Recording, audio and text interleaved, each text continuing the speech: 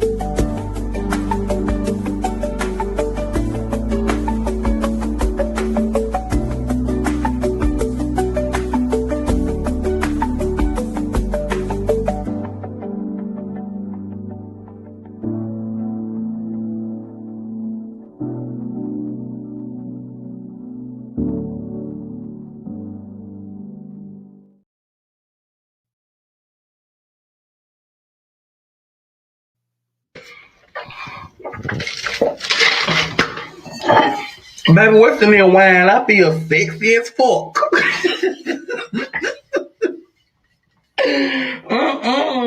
I see why y'all like wine. Yes, indeed, especially on a Monday night and we're having party in the chat. Welcome, everybody. Welcome, welcome, welcome. It's party time. It is party in the chat. If you're new here, welcome to the palace. I'm Queen Sheba. I cover a variety of hot topics specific to reality television, but most importantly, I hone in on the psychological and the behavioral traits of the Black experience. And that's just what we're doing tonight, child. You see the lineup on the thumbnail. We're talking the Real Housewives of Potomac. We are talking Dr. Cheyenne Bryant. She broke down the psychology of a side chick. And then we gonna talk Cassie. You got served. The judge said, I don't give a damn. I don't give a damn. You were a victim here, but in this situation, you just may be the predator. Y'all, we got a lot to talk about, okay? And let me just tell you a little bit about Party in the Chat. If this is your first time, I can't assume everybody's been here before. We always get new people to pull up. Party in the Chat is just us breaking the rules, defying the odds, because most of us were raised as Gen X's, millennials, and we even got some boomers up in here, right? And you know, when we were coming up, Mondays nights were considered a school night. You know, you don't do anything on a school night. You come home, you do your homework, you eat your food, and you go to bed. Well, guess what? What we found out is when we're raised like that, child, why we carry that into adulthood? Before you know it, we stop living and we just wait for the weekends. We ain't doing that no more. So we call it Monday Night Party in the Chat. That's where we grab a cocktail, we sit back, relax, and we have a good old damn time over here. Now, I can't promise you that I'm going to behave because it's party in the chat and anything goes when we're partying. But let me tell you what I'm on tonight. I got me a good bottle of Duckhorn Merlot. It's a 2022 bottle. I'm having a glass of wine and I'm good to go. So drop in the chat what you're having. Is it Coke? Is it wine? What kind of cocktails are we serving up? And then I am going to jump right in. And actually, I'm going to put a live poll in the chat real quick. If you can give me a second. Wait a minute. Who got first? That's the name of it. Give me a couple of seconds.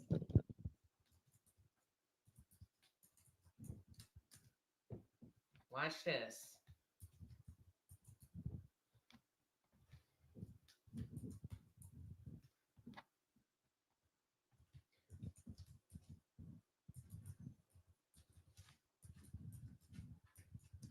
All right, we got it. Who got first? I want y'all to go ahead and vote.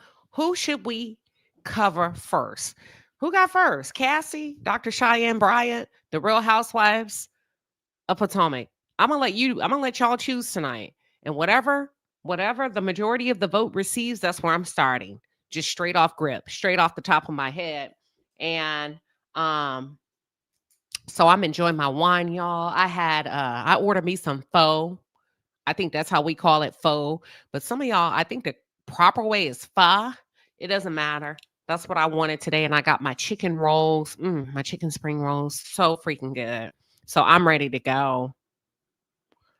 Just Chillin' says, that was only from Tuesday to Wednesday, from Thursday to Sunday after school. Oh, hold on. Let me see what you're talking about. You said, that was only from Tuesday to Wednesday, from Thursday to Sunday. After school was always something happening. Monday was leftovers and sleeping after school to recoup. Okay, I love it. Listen, are you a Gen X? Just chilling? Are you a millennial? Or are you a baby boomer? Because that's giving millennial. Would y'all agree with me? Is this comment giving millennial? Actually, let's let the chat guess. Do you feel like Just Chillin' is a boomer, X, or put M for millennial? Let's see what we come up with. I'm gonna say millennial. Cause sleeping after school, I don't think the boomers got a chance to do that. X's, maybe. I know damn well the boomers wasn't allowed to take a nap. They were working like in train stations, underground railroads. Don't tell us yet, just chilling. We gonna roll the drum. Don't tell us just chilling. Let's see what the vote is. We got millennial. Shirley thinks you're a millennial. Trey thinks you're a millennial. We got the Side Eye Sage thinks you're an X. Cynthia thinks you're an X. Let's see. I'm just randomly going through. We got Cheryl Canada thinks you're a millennial. Sister Zakia thinks you're a millennial. We got millennials coming through. Millennial. I know that's why you drink a pineapple and vodka. That sounds delicious. Oh, we got one boomer. Mary Willis thinks that you are a boomer. All right, come out of hiding. Before we get this party started, tell us, are you a boomer? Just chilling. Are you a Gen X or are you a millennial? Let's see, y'all. Let's see. We're waiting for Just Chilling. Let us know. What are you? Or do you want to come up and tell us? Me too, Aisha. I went and got me some today. I got all of us had it tonight. Yes, we have pho. All right, we're about to find out. Just Chilling says she is, we don't know if you're he or she.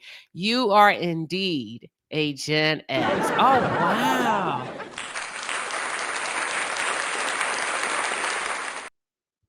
Oh, wow. You had nice parents. You got to take naps after school? Wow. That is so kind.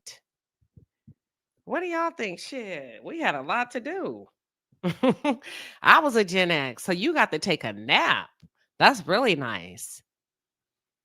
All right. You called it? Cece says she called it. Yeah, that's a Gen X. So for those of you that are just coming in, like, what the hell are they talking about? We do party in the chat. I was just saying how on Monday nights, most of us have been conditioned as kids. You know, back in our days, you couldn't really do anything on a Monday night because it was considered a school night. Most of us take that ideology with us into adulthood, and before you know it, you find yourself just living for the weekend. We had somebody commented and said, not me. That wasn't my life. Speak for yourself. I got to do this Monday to Tuesday, maybe, but here it is. Just Chillin' said, that was only from Tuesday to Wednesday, but from Thursday to Sunday after school was always something happening. Monday was leftovers and sleeping after school to recoup. And I said, wait a minute, it's giving millennial, because I know damn well boomers were not allowed to take a nap. Boomers had 3, 4, 5, 6 jobs. Am I right? Boomers had to work. They had to walk 50 minutes.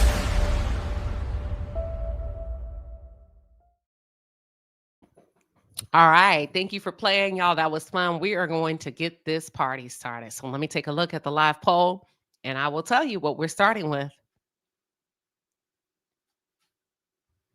Looks like the results of the 60. Y'all dominated. We have almost 200 votes. They're still coming in really quickly.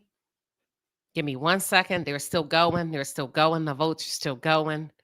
It looks like 60% of you have decided that you want to start off with Cassie first. So here's the lineup. We're going to start off with Cassie.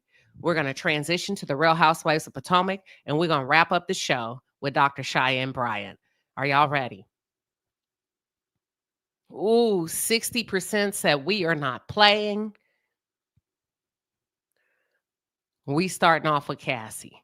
All right, here we go. Straight off grip. We ain't gonna waste no time. I'm gonna just fire up. And then I am going to give my thoughts on it.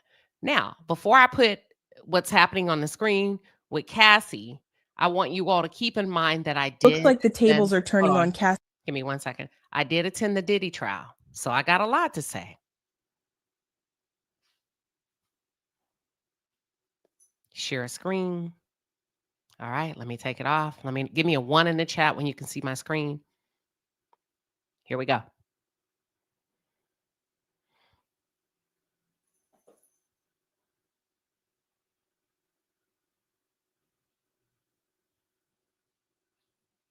Cassie, because now she's facing. Looks like the tables are turning on Cassie because now she's facing a lawsuit of her own. A man named Clayton Howard says he's one of the escorts Diddy and Cassie hired. Says Cassie gave him a disease, but also claims the model became pregnant with his child, but terminated it without his knowledge. Clayton says Cassie informed him at the time that she was pregnant and said she knew the baby was his. Explain to the people why you suing Cassie. Well, I'm suing Cassie because once I became aware of how vast what she was doing was, and I was able to connect the fact that I probably caught chlamydia because she was sleeping with dozens of men lying to me. And I learned a lot more about the law. I realized that for years she manipulated me by promising me money I never got, and basically just overselling a situation that she knew because I was in a less than a desirable financial position that I would go for. So what I'm suing her for is I'm suing her for the actual RICO that the government messed up on as the male victim that she sex trafficked.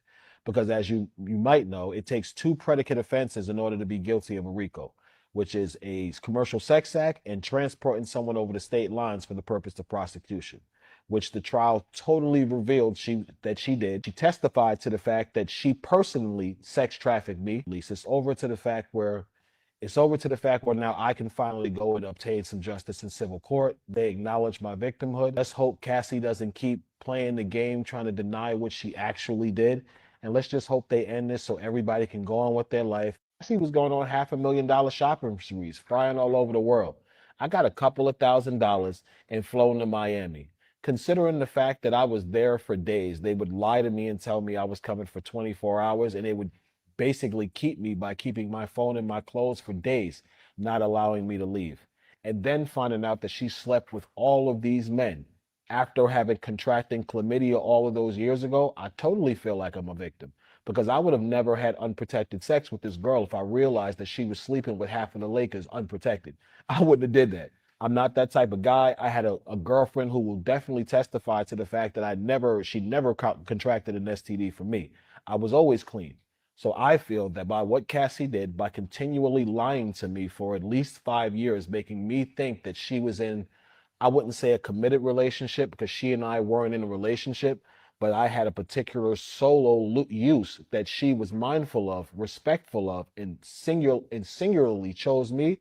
I think she victimized me by lying to me like that. So Cassie was hands-on. She was the one setting up the freakos.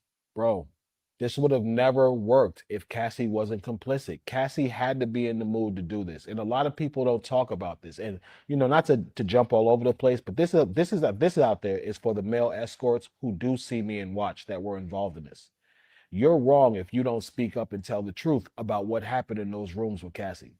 Because Cassie was never afraid in those rooms. Diddy was always conscious of Cassie's energy in the room. Do you feel like Cassie should have faced charges? I do. I 100% feel like she should have been held more culpable than she was. I'm not saying she should go to prison. And I'm kind of being biased saying she shouldn't go to prison because she got 3 kids, because Diddy got 7 kids. You understand what I'm saying? So to use the children as an excuse why she shouldn't go to prison kind of makes me feel like I'm being unfair to him because he has children to raise too. If he was going to go to prison, she should have went to prison too. The woman slept with 30-something men. Come on, 30-something men is not an accident.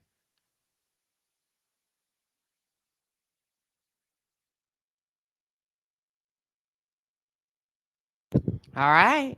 There you have it. What are your thoughts? Let's get in the chat. I'm gonna let y'all duke it out. Let's see. So the judge said, listen, hold on. We got to get into so we got to get into the thick of it.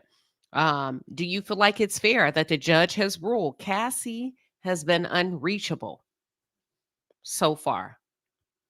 And the judge said, listen, we're not doing this. If we held Diddy accountable, we're going to serve you and we're going to allow the courts to decide. Hold on. That's what the judge said. So the judge has approved Clayton Howard's request to serve Cassie with his lawsuit in a different manner. And because she's been evading service, and Mr. Howard is filing a lawsuit against Cassie for charges related to sex trafficking, which he claims has resulted in him contracting chlamydia, along with coercion and additional allegations. What he's saying is, listen, don't get it twisted. I know why I was there. However, what she did not disclose to me, I'm just telling you, this is what he's claiming. Listen, she hired me and I was cool with that as long as I know that I was sleeping with her and she was sleeping with me. What I didn't know is there were others on the roster that were also having unprotected sex. And although she felt like she had to do it, she never told me to strap up. She never gave me the choice to choose. And what he's saying is just like she's saying Diddy took her right away, she took my rights away. Just like she's saying she was taken advantage of, I feel like I was taken advantage of. She didn't tell me. She made me feel obligated or whatever he's saying. Not obligated, but she made me feel like we were the only two doing this. I had no idea when I leave that other men were coming in and out and that she was performing and having intimate relationships with other men unprotected. What are your thoughts? Because some of y'all are saying, boy, bye, get the hell out of here. You a man. Shut your ass up. Men like sex. That's what y'all sound like y'all are saying. So what? Deal with it. You got chlamydia. Who cares? You a man. You a man. Don't nobody care about you having chlamydia. Because men like sex anyway. You'll take it any way you can get it. Is that what y'all are saying? Nikki says he can't be serious, and his girlfriend knew he was an escort. I hope he doesn't get one red cent. But Cassie also said she became a sex worker. So if you hope, I'm just asking, we're just hypothetically, child, we cosplaying at this point. So listen, I'm gonna play devil's advocate. I'm gonna troll the hell out of y'all tonight. So if you hope he doesn't get one red cent because he already knew what time it was, and if Cassie testified under oath, pull up the transcript, she said I became a sex worker and she got a red cent, how come he can't get one? I'm just curious. I love to understand where y'all are coming from. Let me go to the next comments. When did she tell him she was pregnant? He tested. I mean, that's been his story all along. She texted him. That's what he's saying. Side-Eye Sage the 7 said he's going to have an uphill battle. Either you're a victim or you are a willing participant. I don't know if he's going to have an uphill battle because Cassie and Jane Doe willingly participated. But in some instances, the jury did see them as victims. So I don't know if it's that cut and dry according to the law. Trey Carter says she gave that man the sickness. Bobo say he's disgusting. Is he disgusting because of the way he looks, or is he disgusting because of the behavior he's engaged in? And if he's disgusting, what makes her different? Is it because she's more aesthetically pleasing and her name is Cassie, and she's a celebrity? If they all participated in the same acts, what makes him disgusting and her not disgusting? Is it his looks? Come on, keep it real, Bobo. You saying he ugly? Is that what you saying, Bobo? I heard about you. I was waiting on you at the door.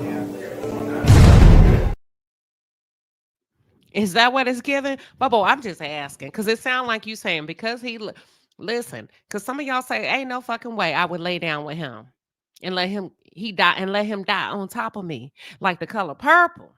But guess what? She did. She was in a 5-year relationship with him. She did. Okay, Cassie is out. I am Tiffany Michelle says she's out. I'm just randomly scrolling. You said if the government couldn't get a RICO conviction on Diddy, how in the heck are they going to charge Cassie? I think he's hoping for a settlement. Okay, I can be fair. I think he's hoping for a settlement, a little piece of the pie. He says she's flying around getting shopping sprees. I'm over here in Walmart buying spoiled meat that's being recalled. Yeah, I'm at Walmart. How dare you take trips all around the world? Been around the world and I can't serve that, Cassie. I don't know, and I don't know why. So why isn't he suing Diddy? Well, if you followed the trial, Diddy didn't solicit him. Cassie did. Cassie solicited, and the women solicited the male prostitutes. That's why he's suing Cassie from a legal standpoint. That's all. But y'all followed the trial, right? All right. Listen, Cassie, they're saying your time is up. Diva says she's guilty. Can we really talk? I mean, do y'all really feel like if she gave him chlamydia and if she aborted his child and let him know I'm pregnant, but I'm not keeping it, you know what it is? Use a hoe. Because hoes keep babies every day. If you think about what's the name of that basketball guy that signed away, that he said, I don't want that child. And I'll pay you $1 million right now to go away. What's his name, too? The basketball player. Something Anthony. Anthony what? And y'all call that girl all kind of hoes. Well, that's what hoes do. Listen, hold on. What's his name? Because I got to make sure that I am saying and using. Miss Sugar said, boom, pay him. Cassie was the John.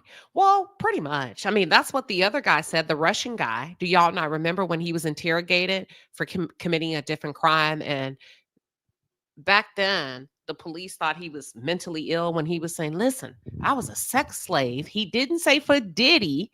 He said, I was a sex slave for Cassie and Diddy. And then the court, when they were exposing or kind of reviewing the text messages between Diddy and Cassie, and they would be fighting and going, they had a very volatile relationship where they would curse each other out. And one of the text messages that they placed on the screen as an exhibit into evidence, Diddy told Cassie, listen, I'm not one of your damn boy toys. I'm not one of your sex slaves. You can't talk to me crazy like you be talking to them crazy. You need to respect me. Now you trying to treat me like you treat them. What are y'all's thoughts? I'm not saying yay or nay. I'm just putting out the evidence of why he's suing Cassie. Trey says Cassie knows she wrong. That's why she ducking and dodging those papers. You think it's a money grab? Nikki said, I think it's a money grab. He got paid for his services. Move on. Well, some people feel like Cassie and Jane Doe were money grab and they got paid for their services. They lived a good life, a glamorous life. They flew all around the world. They ate bonbons. They went on trips and they came back and they wanted more. Do y'all hold the same standards from women and men? Listen, don't mind me. I just like to troll. Oh, Pandora says she is a victim and you don't have to ask a man for permission to get an abortion. Do y'all agree with that? Is it a woman's prerogative to abort a child and get rid of it with or without the man's permission? Would you say that if you were married? Would you keep that same ideology if you were married? Or does that just apply from women being hoes and having unprotected sex? Just a question. If women go out and have unprotected sex and are not married, they can just abort a child. Do we adopt the same philosophy for married women? I'm playing devil's advocate. And then somebody else says Anthony Edwards. Yes, Anthony Edwards.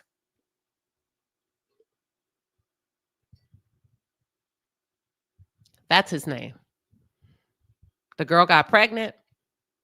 She kept the baby. He said, I want nothing to do with it. I am Samantha Elvie. How can he prove he got it from her and not Diddy? Because he didn't have sex with Diddy. Allegedly. So that would have to be firsthand testimony for him to swear under oath that he never slept with Diddy and he slept with Cassie.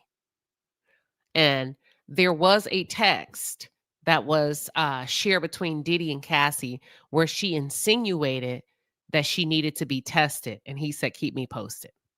That did happen. You can pull up the transcripts. So if she knowingly, period, would you give a damn? Diddy made them solicit those escorts. Right. Let's just play devil's advocate. Let's just go with you and give you the benefit of the doubt. But if you know you got something, let's just say, we say, okay, Diddy made them get the escorts.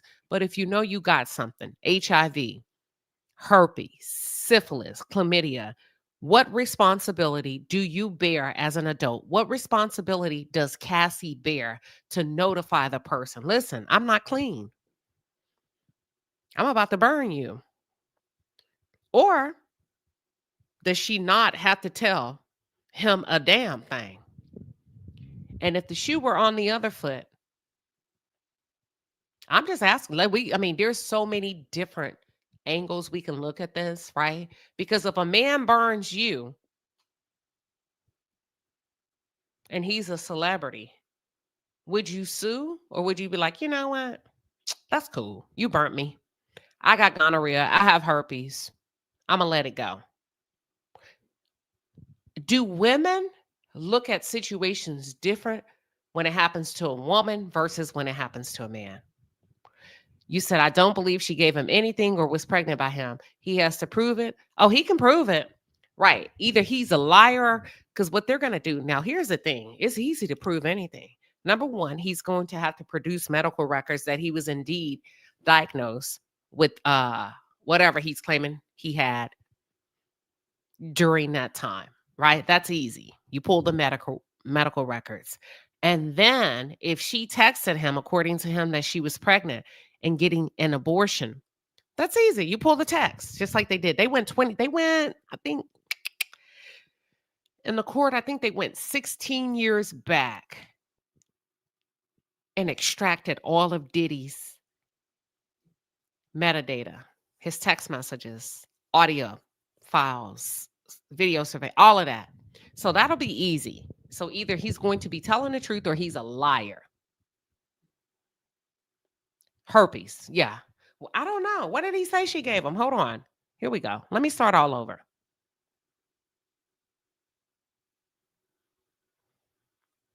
Looks like the tables are turning on Cassie because now she's facing a lawsuit of her own. A man named Clayton Howard says he's one of the escorts Diddy and Cassie hired.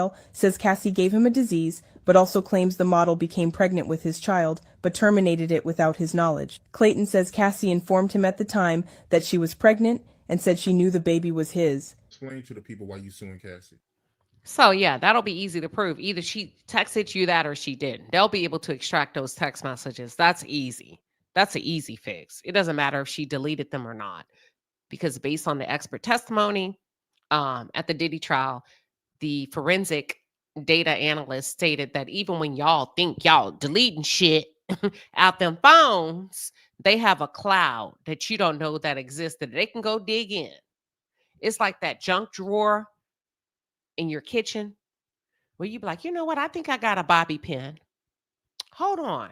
I think I got something. You go dig in that junk drawer. Well, that's the kind of cloud they have. It's a junk cloud.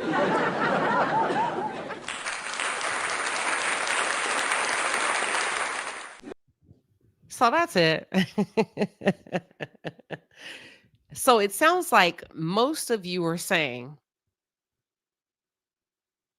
why did Cassie tell him she was pregnant?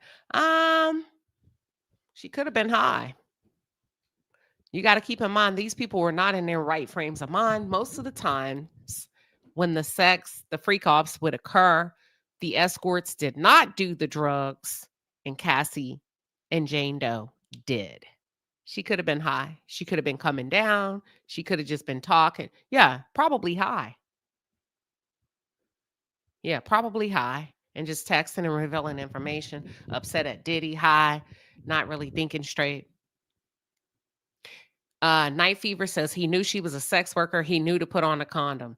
Nobody put nothing up against his head. Not to use one. He knew, okay, I got you. All right.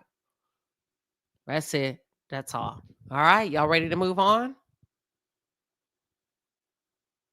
That's true. Now, I'm going to have to go with you because if I ain't did nothing to you, I kind of get what you're saying, right? When you're saying, listen, dodging, hiding, manipulation in any form or fashion is a sign of guilt, typically, which is why the judge gave the green light to say, we're not doing this. We are not doing that. It sends out the wrong message to the public, and it sends out the message that regular people don't matter. In the court of law, it doesn't matter if you are Diddy, because y'all asked for justice. Watch this. When it comes to Diddy and all of these women and men, y'all are like, crucify him, crucify him. You got to keep that same energy. That's what the judge is saying. It doesn't matter if it's an ugly escort that y'all don't like. It don't matter if his lips are burnt down to the ground and look like a leather sofa. None of that matters. Wow. He still deserves his day in court, and we will roll out the red carpet to him just like we will do to any celebrity. So it doesn't matter what y'all think. That's what the judge is saying. She needs to respond just like we made Diddy respond to her. Are y'all okay with that?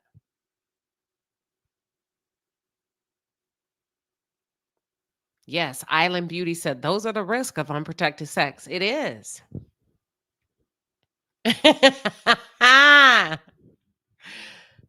The violent experience. The violent experience that a leather sofa is out of pocket.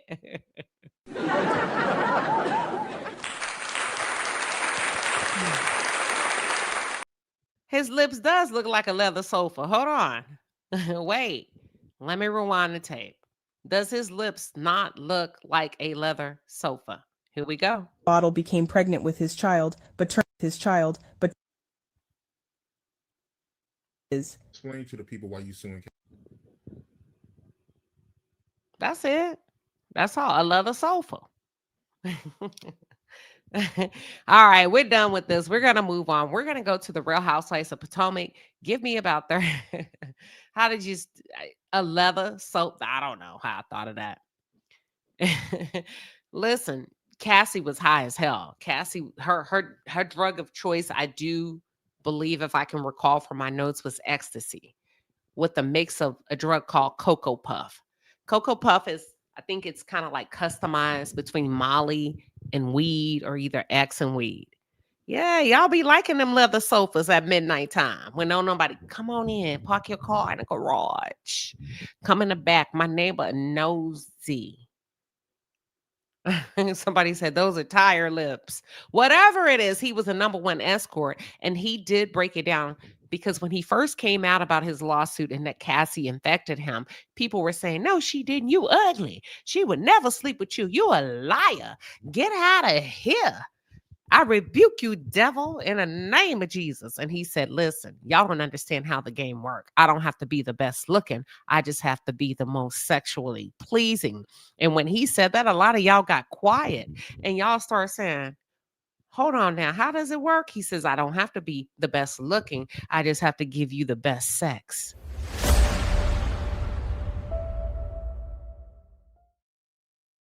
Okay. Yeah. And that's what he explained. Okay. So we're going to take just 15 seconds. I'm going to get me a glass of wine, and y'all, we're about to get this damn party started. Are y'all ready?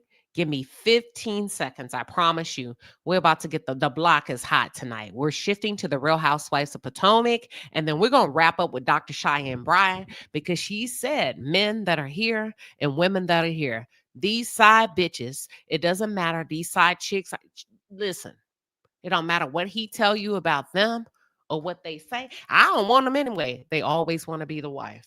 We're going to talk about it. We can agree to disagree.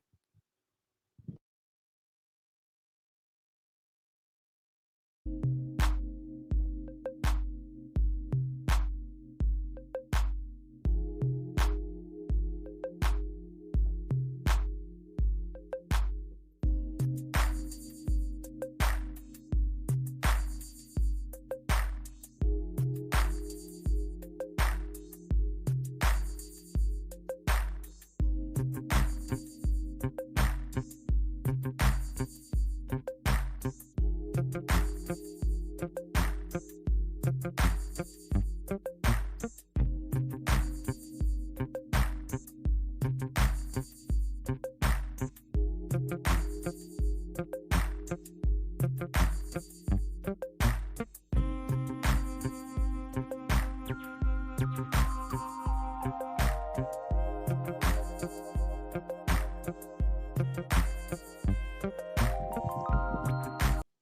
right, we are back and it is time. It is time to listen, give the people what they want. And right now we're going to transition to the Real Housewives of Potomac. Now listen, I'm behind. So I have season 10, episodes 7, 8, 9, and 10. I haven't given you my review and or my recap on episode 7 or 8. And I kind of feel like that's too far of a reach to go back. So what I'm going to do, should I start with 9 and 10 or just get into 10 and then see what happens? What do y'all want me to do? 9 and 10 combined? Or just get straight to 10? You just organize your junk drawer. See, there you go. All right. Miss Curvy Cutie says, I believe the leather sofa y'all be these nicknames. I believe that leather sofa can come back for another and another after the freak off, even after the ST. I believe that love still came back. Okay. All right. Oh, read her super chat. All right, here we go. We got a couple of super chats. Queen Liz, it sounds like the people are saying you have a super chat. Let me handle that real quick before we get into the party. All right, Palace, the Super Chat Squad is in the building. We appreciate you, baby. The Super Chats are fire. Get in your bag. That's a lot of money.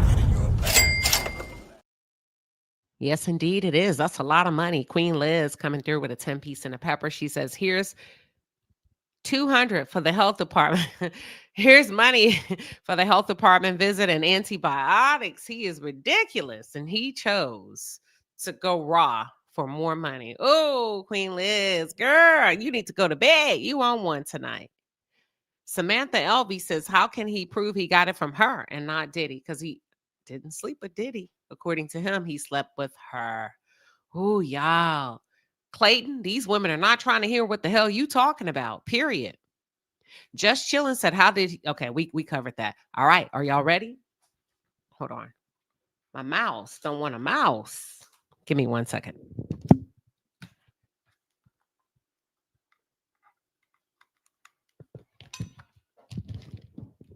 We spend all this money on technology and these mouses and things just do what they want to do. We're going to jump into the party. We're going to cover the Real Housewives of Potomac. I think I'm going to start with season 10, episode 9, and kind of slide my way, figure skate on you hoes into episode 10. Y'all ready? I think I got enough notes just to be able to make it do what it do. 7 and 8, I can spin the block on. So an escort that only slept. Well, okay, that's a good question. Real quick before I go on. According to Cowboys and Angels, they're very smart, very sophisticated. This is a legal business where these people just come to you for companionship, even though it's a legal form of sophisticated prostitution. They don't advertise it as that. So one time Diddy got upset because one of the male escorts couldn't get hard or he got sick and vomited. Whatever was going on in that room, Diddy was mad. He didn't want to pay. And he said he couldn't even perform, to which the owner of the business replied, oh, it was so player, and said, perform? Well, we don't sell sexual services. He's just there for entertainment. Basically letting Diddy know, you don't ever say that over a live wire, over a live exchange, on the phone, in a text message. So I'm going to put you in your place and say, I don't know what the hell you're talking about. We don't hire that kind of talent. They are just there for entertainment. So technically, he was not an escort. And he just may have a case. You get how that works? Because he's going to say, Cowboys and Angels, they hired me out. I met Cassie, and then Cassie wanted to sleep with me. I slept with Cassie, and I had a good time. We were kind of in a relationship, but not an exclusive relationship. And that you don't listen. I mean, listen to how he's teeing it up. And she gave me a sexually transmitted disease and didn't notify me that she had it. That's it. That's all. You have to know the law. And they're going to go under California law because I do believe Cowboys and Angels, they're based in California. Yes, Angela said, I remember that, Queen, just reckless. All right, here we go. We're about to get into it. So we're going to start with the Real Housewives of Potomac season 10, episode 9. Now, listen, Jazzy, listen, I just want to say this to you. I go back and forth with these young girls. I do, because y'all really do be doing the most. Young girls do the most these days, and you really don't have to. Y'all have access to beauty secrets, beauty resources that many of us didn't have access to back in our day. Everybody is somebody these days. Everybody is beautiful these days. I'm talking about you can take the ugliest one from the street and slap on a wig and eyelashes. Everybody looks good these days, right? So you don't have to overcompensate with a nasty attitude. And as we started off episode 9, I remember thinking, Jazzy, because she's hosting like this little whatever, she's having snacks in her home. She invited over Stacy and Wendy. And I could tell immediately, I said, this girl's about to turn like a goddamn vampire at midnight. She's about to turn on Stacy. And I said, Jazzy, please don't try to pick a fight with Stacy. So they ended up meeting in episode 9 at Jazzy's house, and they talked. So it was Wendy, it was Jazzy, and it was Stacy. And Stacy basically drew the line in the sand. She says, you know what? Kay loves to have a moment with me when we're on camera. And as a matter of fact, I'm not going to let her. I'm going to tell you what Stacy's doing. Kay loves a moment with me, but this is what I'm going to do. I'm not filming with her no more, because I'm not going to give you no more moments, boo-boo. I don't feel comfortable around Kay. Okay, what that mean, Queen Sheba? See, Stacy is probably one of the best Black housewives you will ever encounter, whether you believe me or not. Why? She comes with the most diverse experience. Break it down for us, Queen.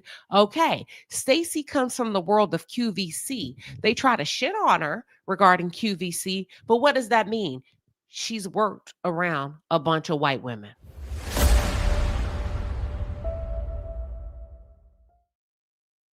She had to get it out the mud.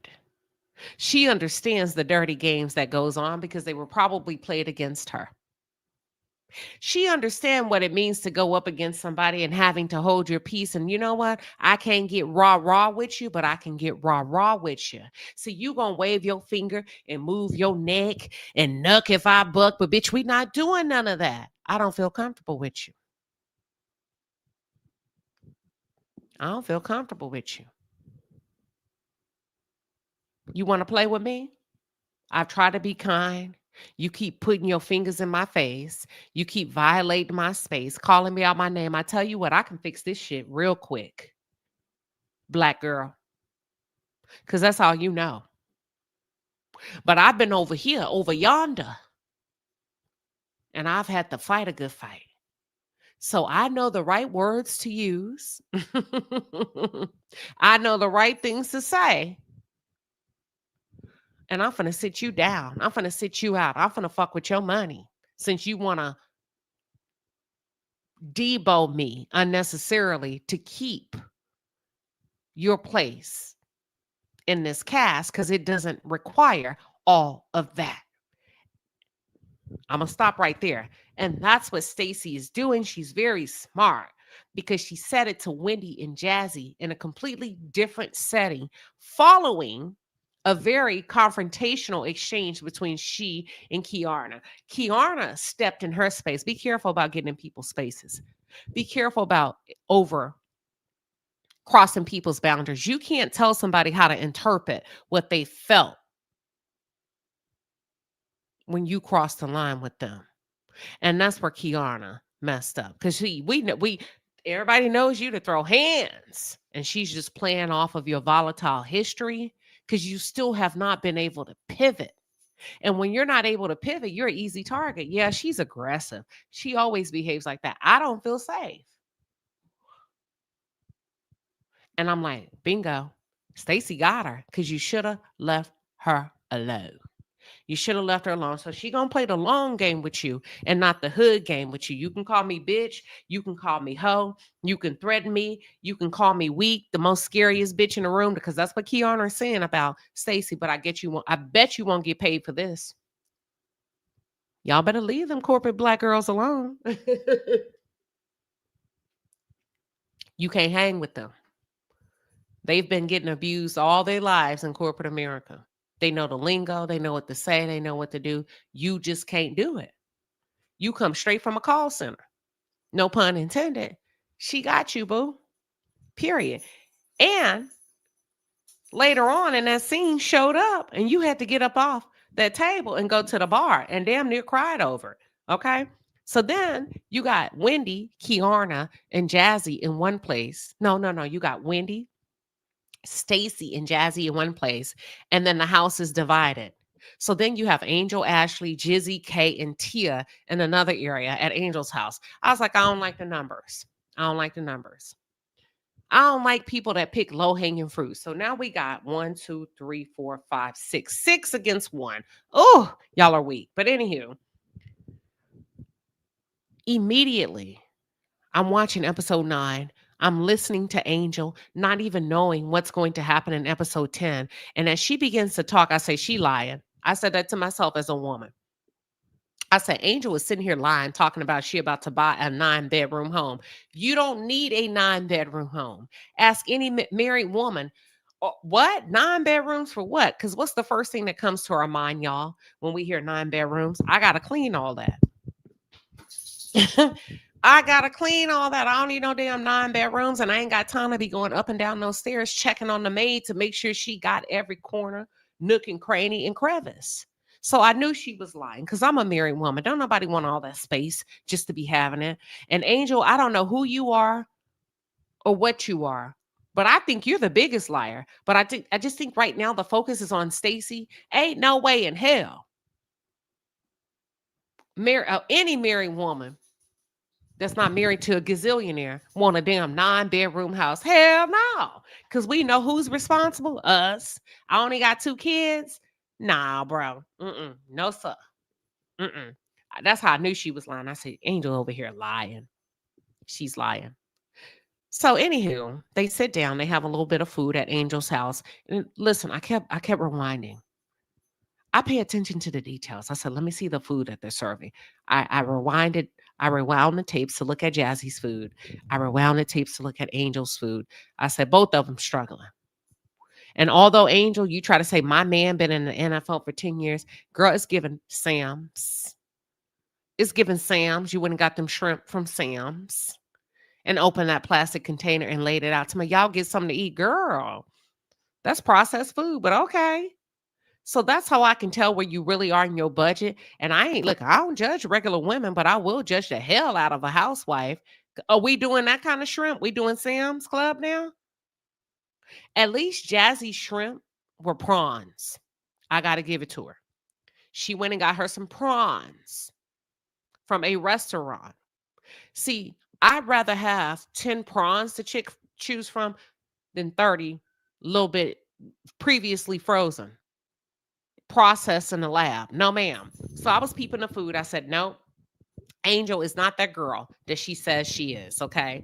The outfit was hideous. What was going on? I just don't know, and I can't figure Angel out. So as they're sitting there in Angel's house, I didn't like what was happening because I am Team Jizzy. But Giselle, what are you doing? Every time I get ready to put on a cheerleading outfit for you, you disappoint me. Giselle led the attack against Stacy at Angel's house. And then Angel talking about, let's go get Bobby. Where is he? Because, girl, he can be just as shady. No, ma'am. We don't want your husband sitting in a women's group talking about other women. We got enough of that on YouTube. Okay. We don't need no more men getting in women's business talking about women. I'm just saying, let Bobby be an NFL player and you be a wife. We don't need Bobby trying to be a wife. Ask Peter. You get what I'm saying? Most of the men that try to be wives, it never works out at all. We don't want to hear from him on a podcast. And you see, if you roll the tapes, that Giselle rolled her eyes. She's not having it, and neither are the people. Now, they wasted no time trashing Stacy. I want to address Kierna. Y'all, I was going hard for Kierna. this season. I felt like she was a good look. I feel like she's dark and lovely. I feel like she's a beautiful chocolate woman. And I was just so happy to have her on the show. I understood that last season. I ain't gonna lie. I feel like you're not really here by your own accord. Bravo just pulled a legal move to put you on so that you wouldn't sue them. I understood that from a business perspective. Okay, but this season is your breakout year. I can't wait to see you shine. Outfits were on point last year. You played your part. You flew below the radar. I love it. I love it. I love it. This season, I don't like it. I have a huge problem, Kay, with you and how you continually refer to Stacey as a Detroit hoe and hood. I don't like it. Ain't nothing about Stacey giving hoe or hood. I don't like how you try to declassify her for whatever reason, right? Her crown is her crown. It ain't nothing you can say or do to bring her to hood status or hoe status, even if she is. We just don't see her like that, period. I don't like it. And I don't think Stacey called Chris. If Stacey called Chris, because this is what the ladies are talking about. Now, maybe Stacey can fool me. I don't think she called Chris. If she did, I'll come back and apologize. I feel like it's a setup. Watch this. And they say Cookie got froggy. They say Cookie became so upset at the thought of Stacey calling Chris that Cookie wanted to whoop ass and put belt to ass that night. And I kept saying, why is Cookie more upset than Monique? Yeah, Stacey didn't call Chris. There's something going on here, but I'm going to figure it out later. Just let it play out because we got 10 ladies on the show. Follow me too. Watch this. I said, we got too many ladies on the show. I'm not going to be able to get to the bottom of it, but something ain't right because Cookie is having a bad... Cookie wanted to beat Stacey's behind. That's not... Chris ain't your man. And then it reminded me of the scene in Love and Marriage Huntsville where Destiny got out of her place and Miss Marlene turned to Destiny and said, Martell ain't your husband. He's Melody's husband. Are y'all following me?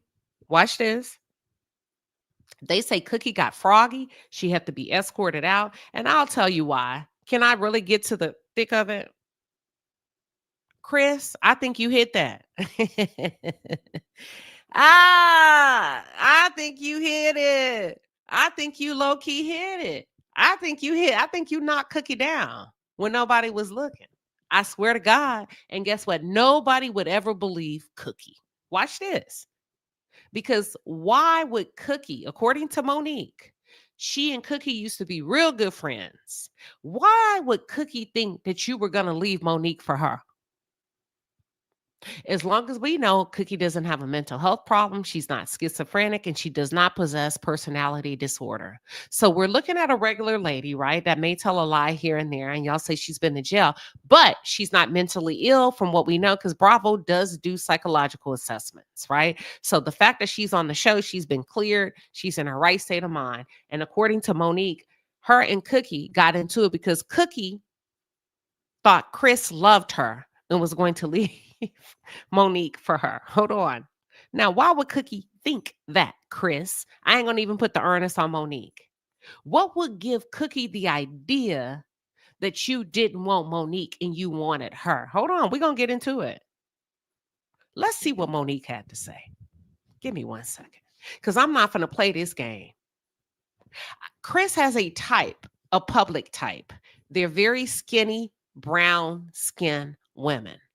See, and Sharice, I think you're a sloppy toppy. I think you done did a little favors. I think your mouth and your lips are real good and real big. And I look at you and Cookie have similar features. Wigs are different. Cookie's at Popeyes, you eating oysters. But at the same time, if Cookie were to go work with a personal trainer, get a couple of wigs, get a little money, y'all will both be on the same level. So, and both of y'all contact Chris and have relationships with Chris, and both of y'all don't like Monique. And the common denominator is Chris. Let's listen to what Monique had to say. There's a friend that's been on the show, Cookie.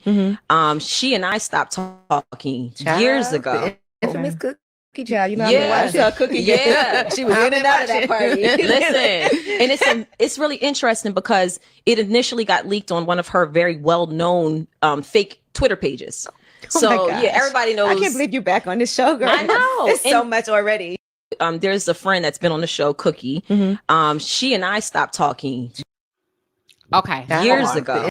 So Monique, I need to find it. Damn, I thought I had it queued up. Typically, I have my stuff queued up, ready to go. Monique went on to say in this same interview that Cookie thought that Chris was leaving Monique. Y'all tell me if I'm lying now. I could have made a mistake. And I was looking at Monique as she was giving this interview, and I was like, girl, I know you believe Chris would never touch Cookie. As a matter of fact, let me find it. Hold on, we finna do this. We're not finna play. I know how to find it. Watch this. Hold on.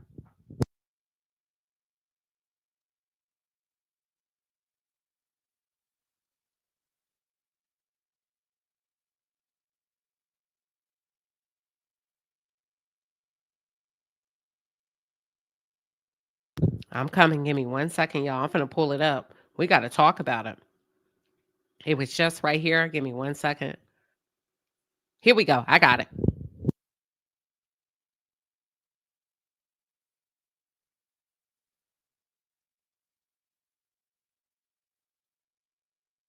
All right, here we go.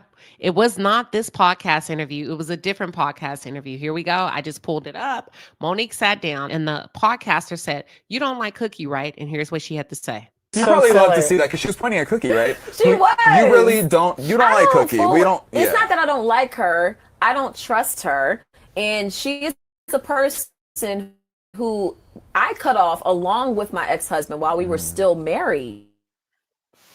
So she was spreading all kinds of rumors saying that she was having an affair with Chris.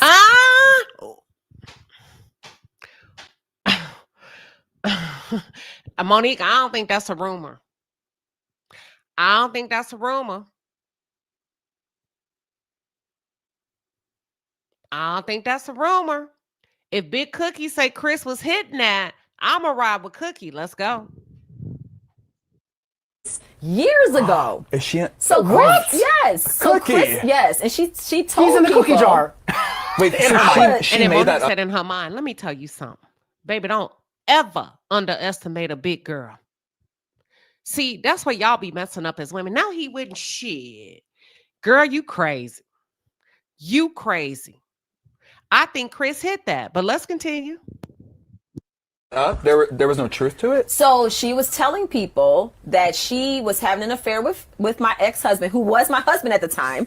And she said the only reason he was staying is because of the kids. She would tell people these things. And then we found out. Me and him called her, put her on speakerphone, and we said, listen, we're not fooling with you. We just had a crazy situation with a former friend, and the people who have told us this are credible people. We don't. Monique, whatever story you need to tell yourself, Chris was hitting that, in my opinion. Chris got on the phone because he know Cookie crazy in love. You got me looking so crazy right now. And nobody would ever believe her. You're beautiful. You're Monique Samuels. Nobody would ever believe that Chris was stooped that low. And that's why I believe he did it. We don't know why you're saying this, but we're done. So to my surprise, I come around and they're like, yeah, Chris and Cookie. I'm like, wait, what is happening? Like, was Why it is he talking surprising to to her? you that he still Because that's his thing. messes with her? Yes, Yeah. I was completely caught off guard and I did not know. I didn't understand how this connection happened again. Again. And then everybody's like, why is Chris calling Cookie? Why? I don't know. That's his thing. You crazy. So then I get in the comments, watch this. And I said, Chris may have hit that. And he knows that nobody would ever believe Cookie. And baby, when I tell you, people say, you said exactly what I was thinking. Girl, quit playing. Cookie ain't running around having an imaginary relationship with Chris in my head. I mean, in her head.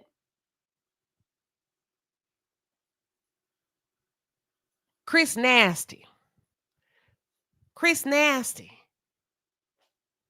He was doing some nasty stuff with Cookie. Big girl was giving it up. That's why she was about to knock Stacy's head off.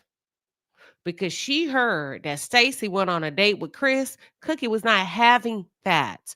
That's where you get that energy. Y'all better quit. Listen, why she got all that energy towards me? I don't even know her. Cause she think you after Chris. Stacy. That's it. I wanted to give y'all that. Monique, I'm sorry to tell you. That's it. That's all. So yeah. Cookie thought, according to Monique, well, in that, what is it called? The Reasonably Shady podcast celebration of 110,000, 100,000, 1 million views or whatever they had, right? Cookie wanted to fight, physically fight Stacy. Y'all, this is the Real Housewives of Potomac. We ain't never seen, I mean, we saw some hair pulling, and it's very unusual. So Cookie came in with a different kind of energy. Security. They had to get Debo to carry Cookie out. Even the next episode, Giselle stood up and said, Cookie was like a wonka. Yeah, for my man. For my man. Cookie was going to tear Stacy's ass up behind Chris. And Chris, you wrong for that. If you like big girls, just say you like big girls. You want a hamburger? Get a hamburger. You want a French fry? Get a French fry.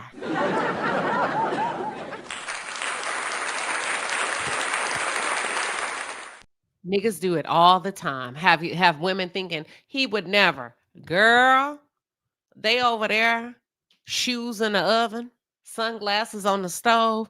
They knocking boots all night long. And Cookie is the type that's never going to leave. That's the most love she's probably ever seen and felt in her life. Periods. Quit playing. That's why he's still talking to her. Why is he talking to her? Because that's why he was being mean to you. Because Cookie don't take all of that. I ain't got to cuddle her. You my damn wife. What you mean I got to cuddle you when I can go over here? Give me some of that Cookie. Hey. And do all that. I ain't even got to do all that. Because these hoes recognize that I'm Chris Samuels. That's why he was detached and cold. But anywho, let's go on. So Kierna meets with her mom and her brother, and they're filming in Greg's house. And they discuss that Greg placed his option on the table for her. So Greg basically said, you want a ring, right? She's like, yeah, I want a ring. You want a condo? Yeah, I want a condo. Do you want the ring or the condo? She's like, okay, I'll take the condo. She also tell her mom, Greg asked me to move back in and we're talking about marriage, but he's also recognizing that I want to own my own property. And he's, saying, do you want the condo? Yeah, I want the condo. And you want a ring? Yeah, I want the ring. And I'm sitting here as a married woman like, wow. Okay. Wow. And then he tells her, well, if you want the condo,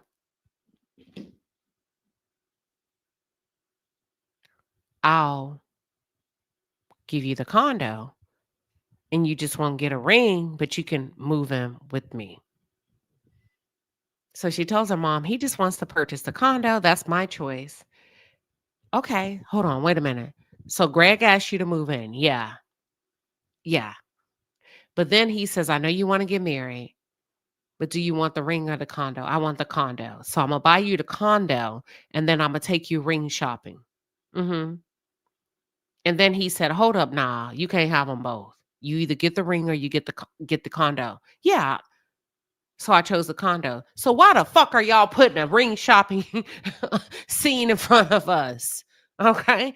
And then not only that, why would you move in with him and then have him purchase you a condo? And I thought, oh my God, get Kierna off my screen. It's a waste of talent. It's a waste of my time because child, Greg is not going to marry you. It don't make sense, Kierna. And that's why sometimes when married single girls start talking on marriage, sweetheart, you drifting. You drifting all the way away from marriage. Because let me tell you something. And the reason why I say it doesn't make sense. Because you keep saying, oh, he's going to get the ring. No, he's not. Let me tell you why. Explain to me why a man who plans on marrying a woman would purchase her a condo when the goal is to live together. Most men don't want you to have your own place when you're married to them, creating and cultivating a home and having children. Kierna, it doesn't make sense. He's not going to marry you. It don't make sense for this man to go out and buy you a condo and then you move in and y'all get married happily ever after, only for him to turn around and start sell the damn condo. Girl, are you crazy? I'm poking holes all in your theory. Well, maybe and some of y'all, here come the pick Mishas and I call y'all the have nots. Here come the have nots. Well, maybe he wants her to feel good. It's not happening. Men don't spend their money like that. It's not happening. A man is not going to get married to you, buy you a ring, build a marital home, and buy you an apartment to have on the side to prove his love. Greg is not a millionaire. Greg is a social worker. Okay.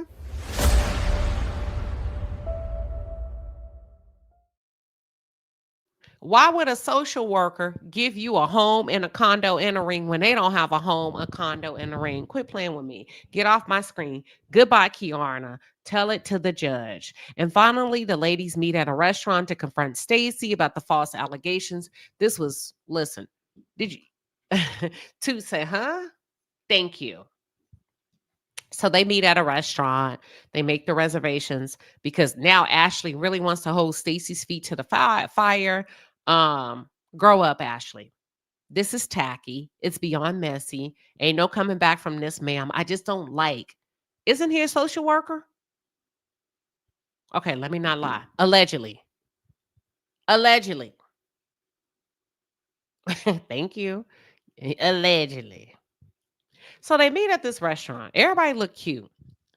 Ashley, I never thought I would say it. I'm starting not to be able to stand Ashley Darby. So Ashley calls herself wanting Stacy to own calling Chris to out Monique.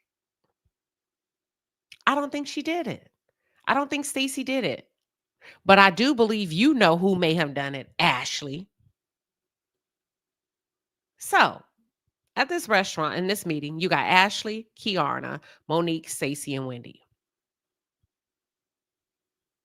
What they're rehashing is, Monique was so vulnerable and she came to the group to share how Chris was so disconnected only for Stacy to run back and tell it. See, this is what I don't like about people like this. And this shit pisses me off all the time.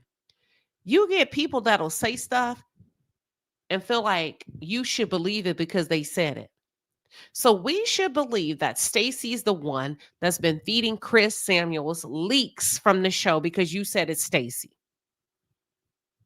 You have no proof. You have no receipts. And I don't like it because I see it happen a lot. People gang up on people. They make false accusations. And before you know it, you ruin people's life because you got this mob mentality that runs with it, even if we're not sure it happened, right? There's no facts. It's just like, listen, we can do it. We can get away with it. And we're going to say it. So that's what we're dealing with. So they're playing on Monique's emotions. Listen, you shared that he's disconnected. And Monique did share that. She said he's an asshole. Chris Samuels, according to Monique, the way I'm going to paraphrase it, he only sees women as a transaction. A pussy machine. A pussy vending machine. That's it. I'm going to be nice to you. I'm going to put a few coins in it. And then when I'm done with you, I'm done. And it reminded me of the similar story that we reviewed regarding Shannon Sharp's ideology about women yesterday. Shannon Sharp, a multimillionaire, sat with Dr. Cheyenne Bryant and said, I've never in my life ever allowed a woman to have a piece of my heart. And she's like, never, never. You got kids. I said, never. You've been married. Never. Queen Sheba. Listen, y'all better listen to these men. So Monique is, she told her story like, this man only showed me kindness for like a quick second and then went back to being mean to me. So watch this. As they're talking, I'm surveying the table. Wendy arrived a little bit later. You had Ashley there, Kierna there and Monique there. Ashley and Kierna are laying their foundation, hoping to influence Monique. Y'all young girls be messy as hell. Messy, discombobulated, incomplete, just sloppy. Y'all don't even know how to be messy these days. There's an art to be. I mean, if you're going to be messy and live in messy territory, it was just sloppy, right? So then Wendy arrives. Ashley and Kierna gave Monique their spin. Wendy comes in as a Gen X, sits down, and gave the entire lay of the land, even the unfavorable parts, which in that moment made Wendy more trustworthy to me. And I'm not a Wendy fan. Everybody knows I'm not a Wendy fan, but I gave Wendy a thumbs up. I said, there you go. Because if you're going to tell it, you got to tell it all. You got to tell what you did, what they did, what he did. And young girls can't really do that. They actually, you got some old biddies that can't really do that. I take it back, young girls. I owe y'all an apology. I'm going to apologize because you got some old fools that can't tell the whole story. So Wendy came in. She gave the full lowdown. Kay and Ashley didn't like it. Ashley got the rolling her eyes, giving dirty looks. And that's why I feel like you don't belong, Kierna. You got too much attitude. And as Wendy was talking, this is what happened. This is what's going to happen. Here's what's about to happen. Stacy's on her way. She's more than happy to talk to you. She's more than happy to show you her text messages, but she don't want this one over here to be at the table. She doesn't feel comfortable with you. And I said, yes, Wendy, you better queen up on this hoe. You better let her know I am an OG. I've been here long before you. You can pick fights with me all you want, but I'm going to get you sent to the bar for this scene. And Kierna had to get up and leave. And I love how the OGs can pull rank on the young ones when the young ones step out of line. See, you can't win going back and forth verbally with some of them because they're real good at it. I can show you better than I can tell you. I bet you won't be in this scene. The camera can't be two places at one time if they don't know I'm about to put you out. Either they're going to have to choose you or us. And I guarantee you they're going to choose us over you, period. So that's what happened. Kierna had to go to the bar because what's her name? Stacy said, I don't feel comfortable with you, period. Kierna tried to get up as if it was her own accord. It wasn't your own accord. And when you heard, this is why I don't like Kierna. I think she has to go. I think she's hood, beautiful girl. I hate to say this. I think you're volatile. I think all you know how to do is throw hands and fight. It's not a Real Housewife's look. Okay, I think that's why Greg put your ass out the house. I do.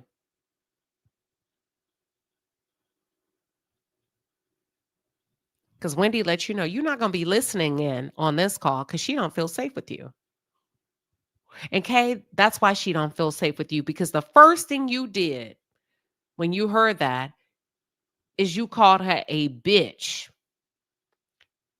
You called her, I don't give a damn anyway. She the scariest bitch in the room. See, you got to curtail that language on the Real Housewives. You can do it on Love and Hip Hop, but you got to recognize when you've been elevated. And I was like, girl, you team too much for me. Girl, what you looking for? So anywho, boom, she gets moved to the bar, period. Thank you, bravo, boom. Because sometimes when you get, if you're on the OWN network or different networks and somebody say they don't feel safe, they still make you film. I like how Bravo adheres to your boundaries for all people, white, black, yellow, brown. So they get to talking, going back and forth. Stacy shows her text to Monique. Monique's coming in with the hard question. And this was the deal breaker for me. When Monique's looking at the phone and she realizes that Chris was texting Stacy June 1st. And Monique said, hold on, June 1st? I didn't even know you then. Stacy said, yeah, why? What's up? She said, Chris has been getting leaked information well before June 1st, well before he started texting you. Boom. Thank you. Thank you. And when they said that, now we know why Cookie was brought on the show. And I said, that makes sense to me. If Chris Samuels have been receiving information well before June 1st, prior to his first communication with Stacy, when they went out on a date sometime around June, but he was getting information well before that, it could not have been Stacy. So who is it? Who brought Cookie on this show? That's when I started saying, who in the hell brought Cookie on the show? Because even though Cookie's here, that means somebody was leaking stuff about Monique prior to Stacey going out on a date with Chris Samuels. Who brought Stacey on the show? It couldn't have been Karen. I mean, who brought Cookie on the show? Because Karen was in jail. So anywho, they ended the episode sharing that Angel got evicted. Guess what? I believe it. So we slide into episode 10, right? Real quick. Ashley looked really pretty in this scene. And I'm going to just start here. Ashley brought that white boy on a date on camera. I didn't like it. Let me tell you why. I don't like people that, well, I ain't going to even say what I don't like. Let me just tell you what happened. Ashley looks so beautiful, but she has the nastiest behaviors. She invited this man out, but she's out of line. She had some nerve, in my opinion, bringing this guy on camera to dollar shame him. What do you mean dollar shame? He's not poor, but he's not rich. Follow me. He's not poor, but he's not rich. Oh, my dates don't add up compared to the older guys I date. You's a hoe.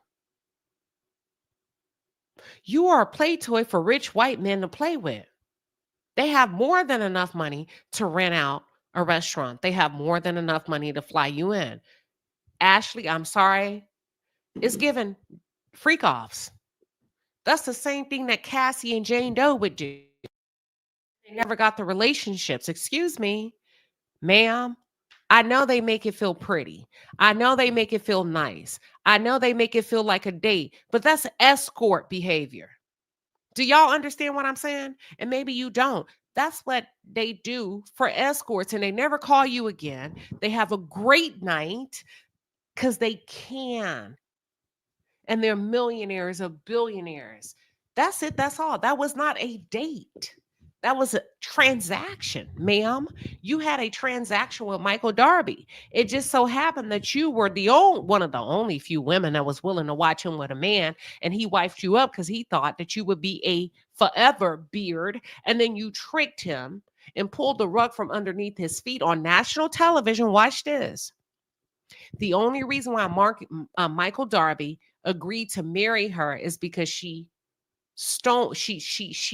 ambushed him on camera. Y'all don't remember outside of that Australian restaurant?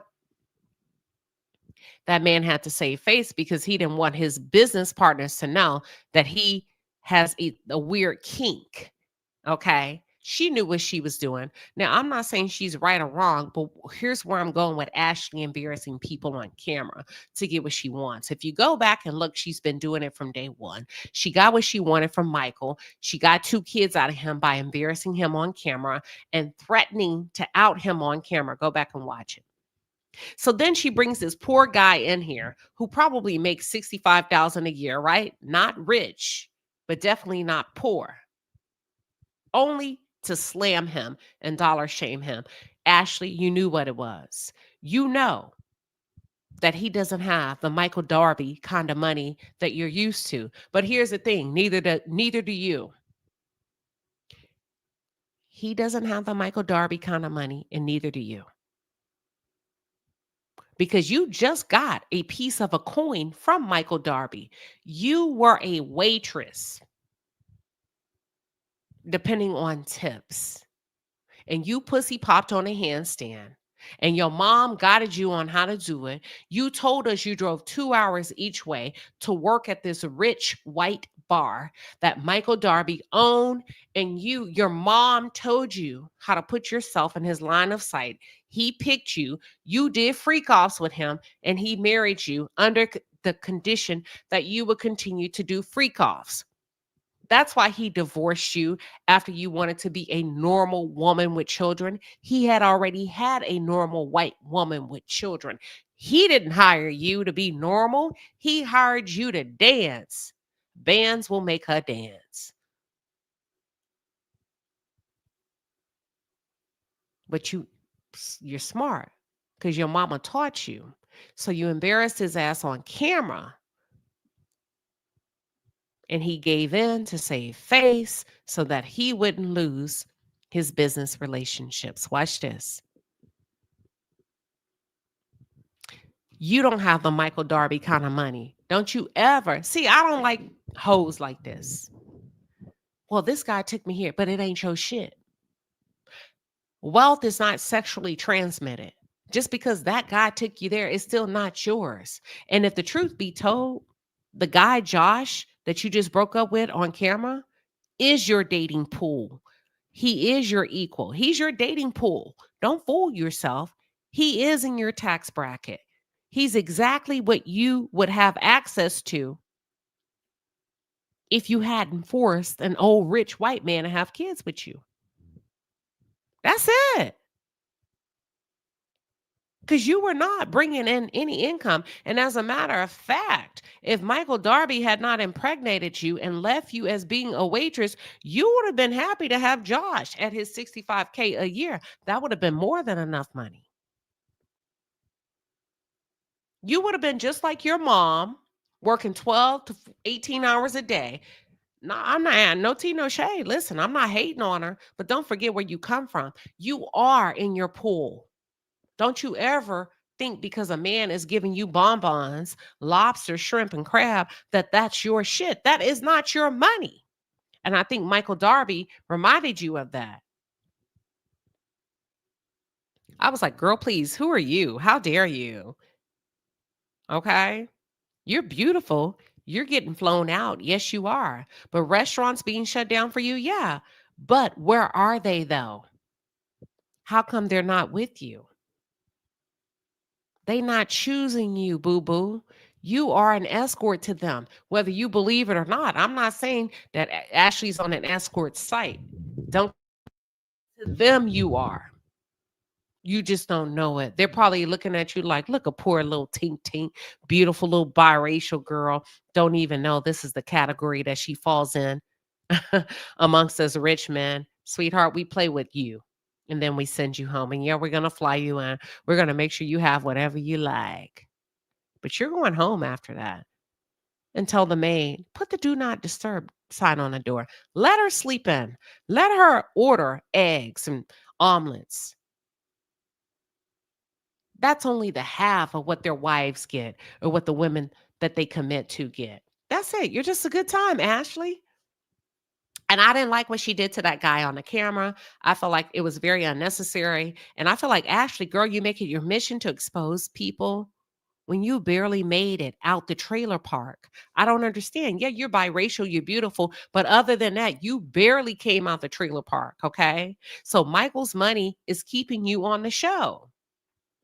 Michael Darby's money is keeping you on the show. That's it. That's all. And I'm going to just say this. I think Josh likes you. Because when you push a man against the wall, he kept solving the problems. Everything you said, we don't have this. We can do it this week. I do want kids when you want them. So he liked you. He may have been dragging his feet, but he likes you. And you annihilated him on camera. I'm not saying she should have stayed with him. I'm just saying it should have been a Zoom call. That's it. That's all. It should have been a Zoom call. You didn't have to embarrass him like that. Well, where you coming from, Queen Sheba's reality television? It's her reality. She set him up. He didn't know he was walking into that. He's not a reality star. He has to go back and face his friends, his family, his coworkers, his loved ones. Ashley wanted a moment, and that's not cool. He'll never be able to live this down. He thought he was there on the date. Girl, you drove them little cars with him, them simulated cars. Y'all were doing shots and eating. I don't like her. I don't like people like that. Don't ever fucking break bread with me to ambush me. They ate, they had drinks, they drove the simulator cars, and then you gave him his walking papers on camera. The games you play. I don't like Ashley no more. So then she meets with her sister. Don't her sister look just like her mother? She meets with her sister. And watch this again. I told you Ashley Darby is a freaking snake. And it just hit me this episode. Sister's so innocent and lovely and just green. And guess what she does to her sister? You tell her business on camera. And I said, damn, Ashley's always telling somebody's business. Maybe your sister doesn't want her potential college friends that she's about to go off and make to know that her daddy is a damn crackhead. You just told now they're going to be watching her and she may meet some rich kids and oh no, her father's a drug addict. Why would you do that? She's a young kid. She's about to be, now you just muddied her freaking past. You're going to put a judgment and a target on her where she can't even make friends with the higher ups because they're going to deem her as coming from a family of junkies. I don't like that. I don't like Ashley no more. It's not you, and she never cried. She didn't hug her sister. Y'all, that's mean. That's cruel. I didn't like it. All right, real quick. And that's when I say, Ashley's really dirty. And she did the same thing to her mama. He don't work. He don't do that. Why are you telling your mama damn business? But anywho, but when it came to you and Michael Darby, you couldn't talk about it. Okay. So anywho, last but not least, they have this cannabis thing. In one scene, you got Happy Eddie, and the other one, you have Cheyenne. Listen. I like the friendship, the budding friendship between Stacey and Wendy. And Wendy, I know you say that Stacey copied you. I beg to differ because Stacey's event ran circles around your event. And I think Stacey's the blueprint when it comes to the rollout, the presentation of cannabis, gummies, and edibles. Let me tell you why.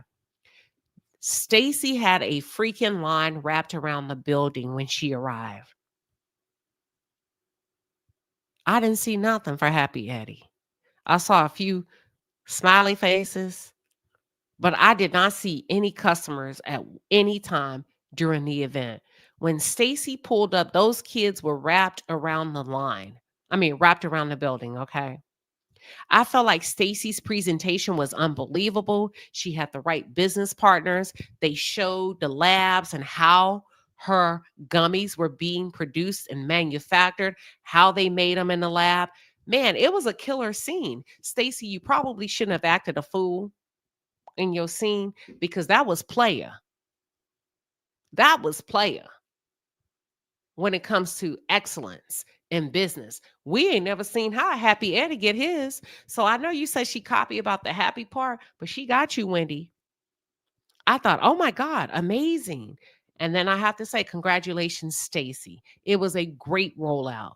Undeniable. Okay. I also thought it was a good decision not to have Wendy on site. Watch this. It wasn't a hater move because both Wendy and Stacey are grown enough, mature enough to not take it personal. I love the fact that Wendy said, oh no, that doesn't bother me. We're competitors. I don't need to be on site for her rollout because we have a cannabis line. Nobody took it personal. Just grown women. Both understand their competitors in the same market. Kay and Giselle went on their confessionals to say that they would not be coming to support Stacey. Don't nobody care. We don't give a damn. Because y'all still didn't stop that line from being wrapped around the corner. What's for her is for her. Okay. You not being there didn't stop the crowd of people that wanted to be there. That's all I'm saying. And I know y'all like to make fun of Stacey. She QVC, but guess what? That QVC has given her the experience to know how to roll out a product, how to market it, and how to place it in the right market. And as a result, you saw her turnout on camera. Okay. That's it. That's all. That's all I got for the Real Housewives of Potomac. I cannot wait for them to get into Angel's behind about all that damn lying. Angel is a liar. They got it. And listen, I'm not making fun of her for getting evicted, but you didn't have to come on doing all of that, talking about you about to buy a 9-bedroom. That's it. That's all. Now, let's get into this. One more thing we got to cover, and we out of here.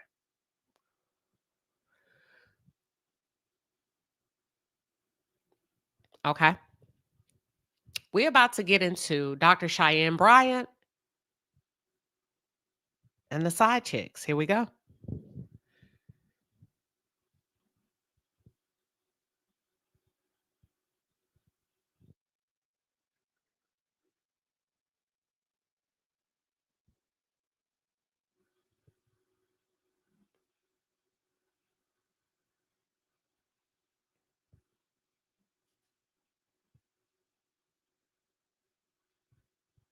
Moment another man show interest, you will have a problem, Doc.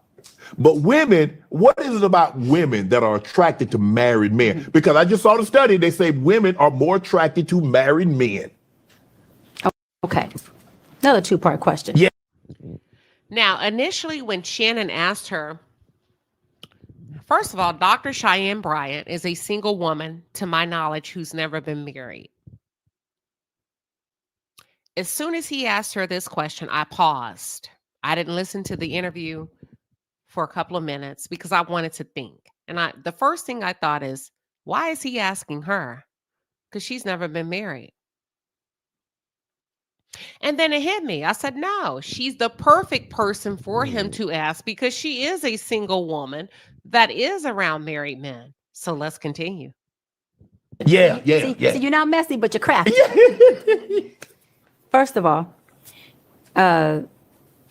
men love married women as well. Do they? We're not going to let men off the hook. A man will love to listen. A man will love to say, how you doing? Oh, I'm good. Can I get your number? I'm married. Oh, that's fine. It's all good. You can't have friends? It's all good. You can't have friends. So we're not going to make this a one gender thing. Men and women both How about me? will cross that boundary and disrespect the sanctity of marriage equally. You think so? The difference is the man who was saying, I don't care if you're married, is clearly, boldly saying, I just want to sleep with you. Okay. The woman who was saying, I like you because you're married, she's saying at some point, I want her position. Boom. Boom. Did you hear that? Have I not always told y'all? Oh, she just a side chick. You better ask Arion. They always want the wife role. A woman is always coming for the top spot on the roster. That's why she's doing it. That's not why I got in a relationship. I fell in love. No, you made up your mind that the moment that he laid eyes on you, right? Hold on. That I can take her spot. Because if he liked you, if that was your husband, and if y'all was up, why is he calling me? And as soon as he makes or initiates contact, communication, engagement, she feels like I'm coming for the spot. Because this nigga invited me in, and she will come for the spot. And if she can't have the spot, listen, y'all ready? If she can't have the spot, listen to me, she gonna blow up the spot. I heard about you. I was waiting on you at the door.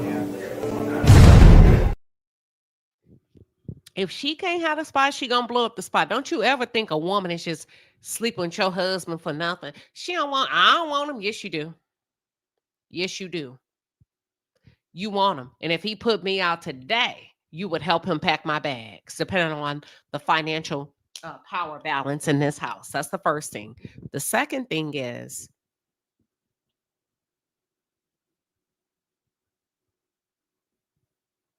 let me think.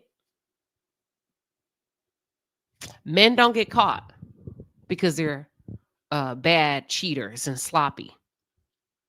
Men get caught because she get tired and she gonna force his hand. It's been 12 years. It's been 10 years. You've been telling me this and over and over.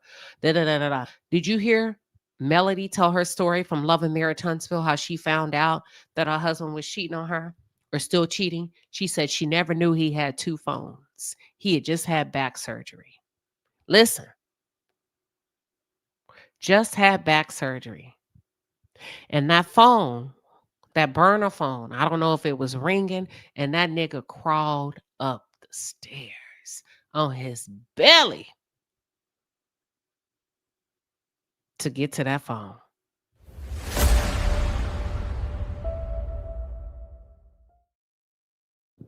Why did he crawl on his belly to get to the phone? Because the side chick called to disrupt the flow and the happiness of the household.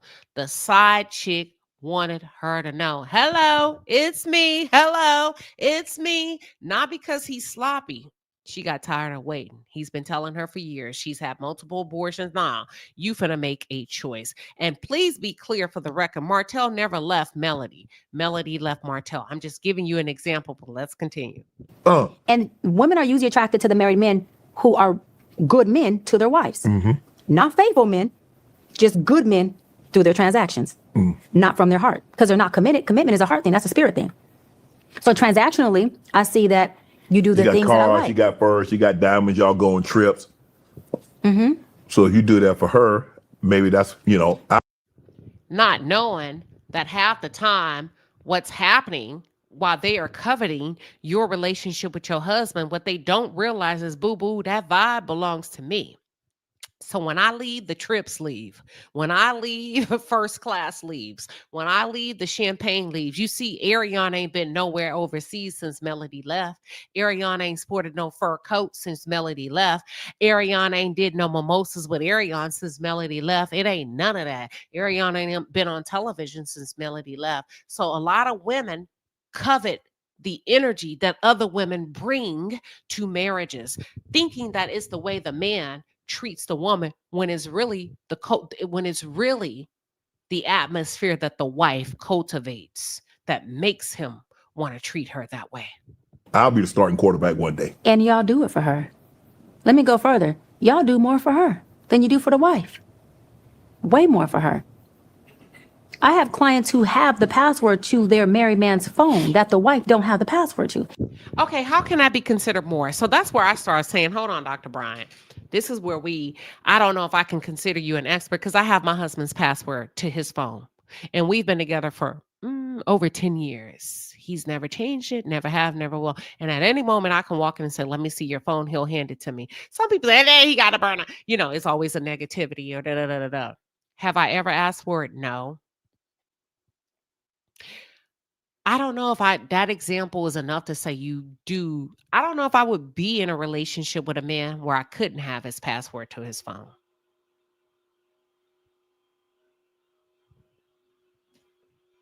Y'all understand what I'm saying? I didn't say where I demand. I'm saying where I couldn't. What are your thoughts? If your husband refused or your partner refused to give you their password and you've been with them, would you feel comfortable in that relationship?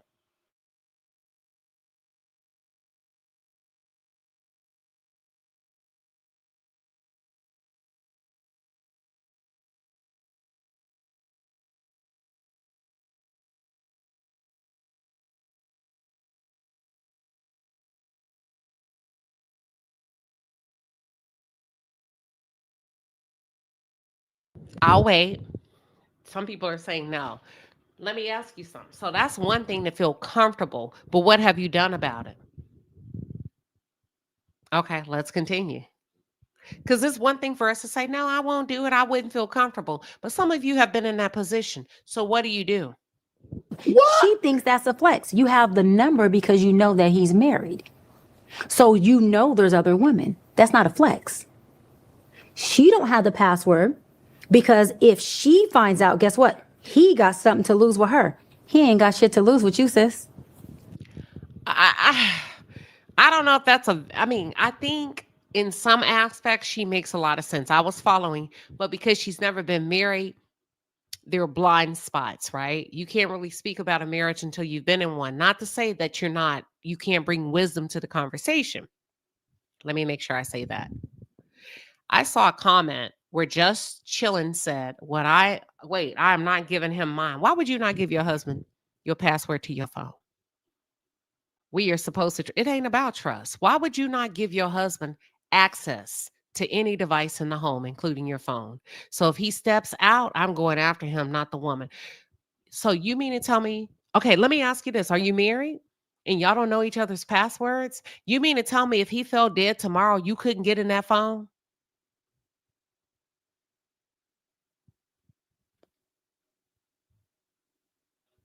You couldn't get in that phone.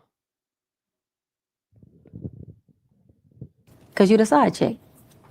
And it's very rare that y'all leave the wife for who? Side chick. Very rare. That's a position that ain't up for grabs. Because even if he ain't attracted to her, the fact that he's even cheating on the wife is what makes him feel indebted to her. Side chicks are stupid to think it's the other way. I'm already cheating on her. I've already cheated on her multiple times because that's not his first time doing it. Mm-hmm. She has my kids. At least we have family over here. And the side chick is what gets me in a good enough mood to come home to her anyway. I don't know. Now, this is where I'm trying to see where she's going with it. Because I don't think a woman can jump inside of a man's body and mind and tell him what he's feeling. At this point, that's where you got to pause and let Shannon tell you what a man is thinking.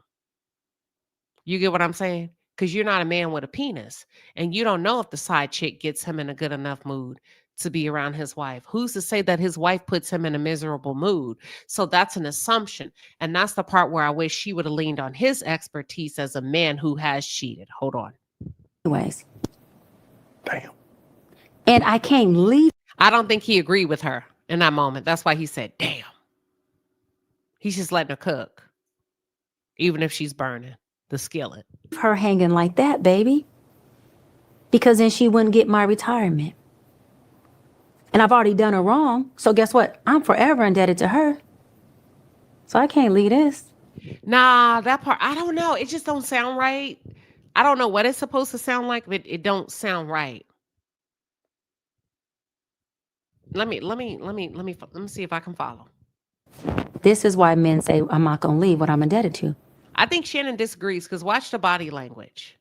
She's taught. I think Dr. Cheyenne, you are good with one-liners and punches.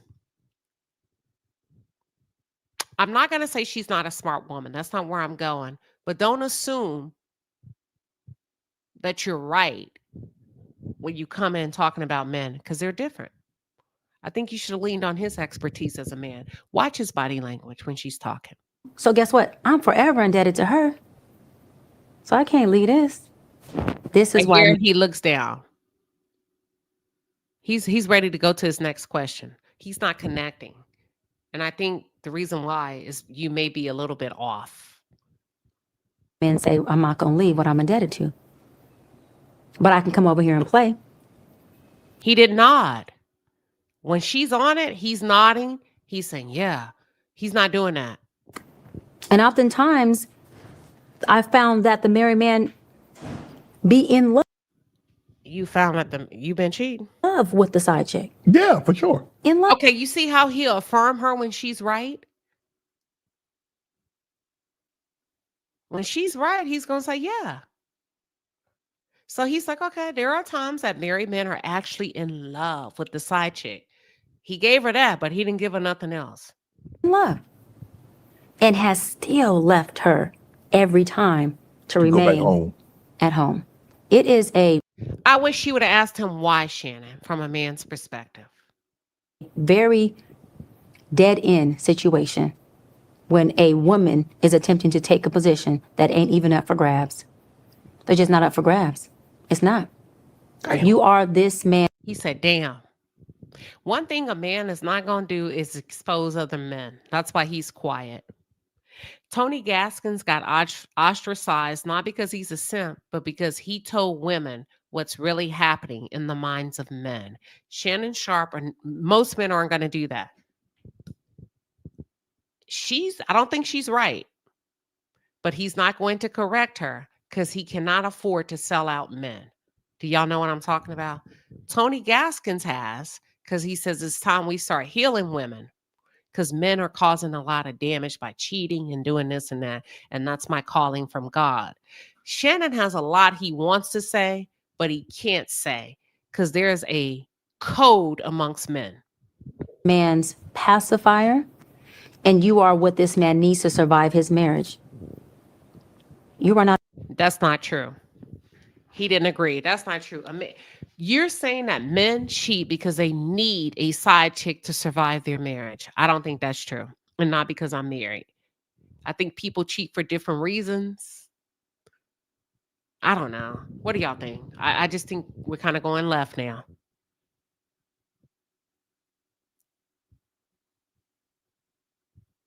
That he needs you to be in this marriage. He can't stand her. He needs you to be able. That's not true. A lot of men don't do what they don't want to do. If they don't want to be there, they're not going to be there. But let's see. Are not his promised land whatsoever. And so those kind of women are women who are extremely broken. They have parental issues. They are definitely lost in the sauce. And there is no self-love or self-value or self-worth there whatsoever. You cannot value yourself and see yourself in the position of 2 or 3. Because if he got kids, that means you 3. You can't be 1 or 2, the wife and kids. When kids come. You're number 3. So you have so much self-worth that you want to be number 3. For a trip to Bali When women I hear Bali nowadays, nice though. women nowadays are making. Shannon trying to get her. Shannon's trying to lighten the mood. When he said Bali's nice, though, it's not that she's not. He's trying to lighten the mood and probably turn the interview to be a little bit more entertaining. And I don't think she's following his lead. I think she's deep into the, whatever point she's trying to make, the psychology of it all. But he's trying to balance out the interview. To saying Bali is reasonable too. Shannon.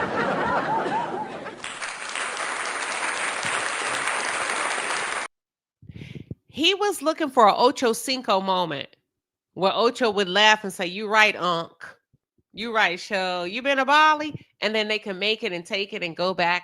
That's what he was trying to do. He was trying to play ping pong just to get her off of it for a second. It was getting a little too deep. Shannon's not that deep.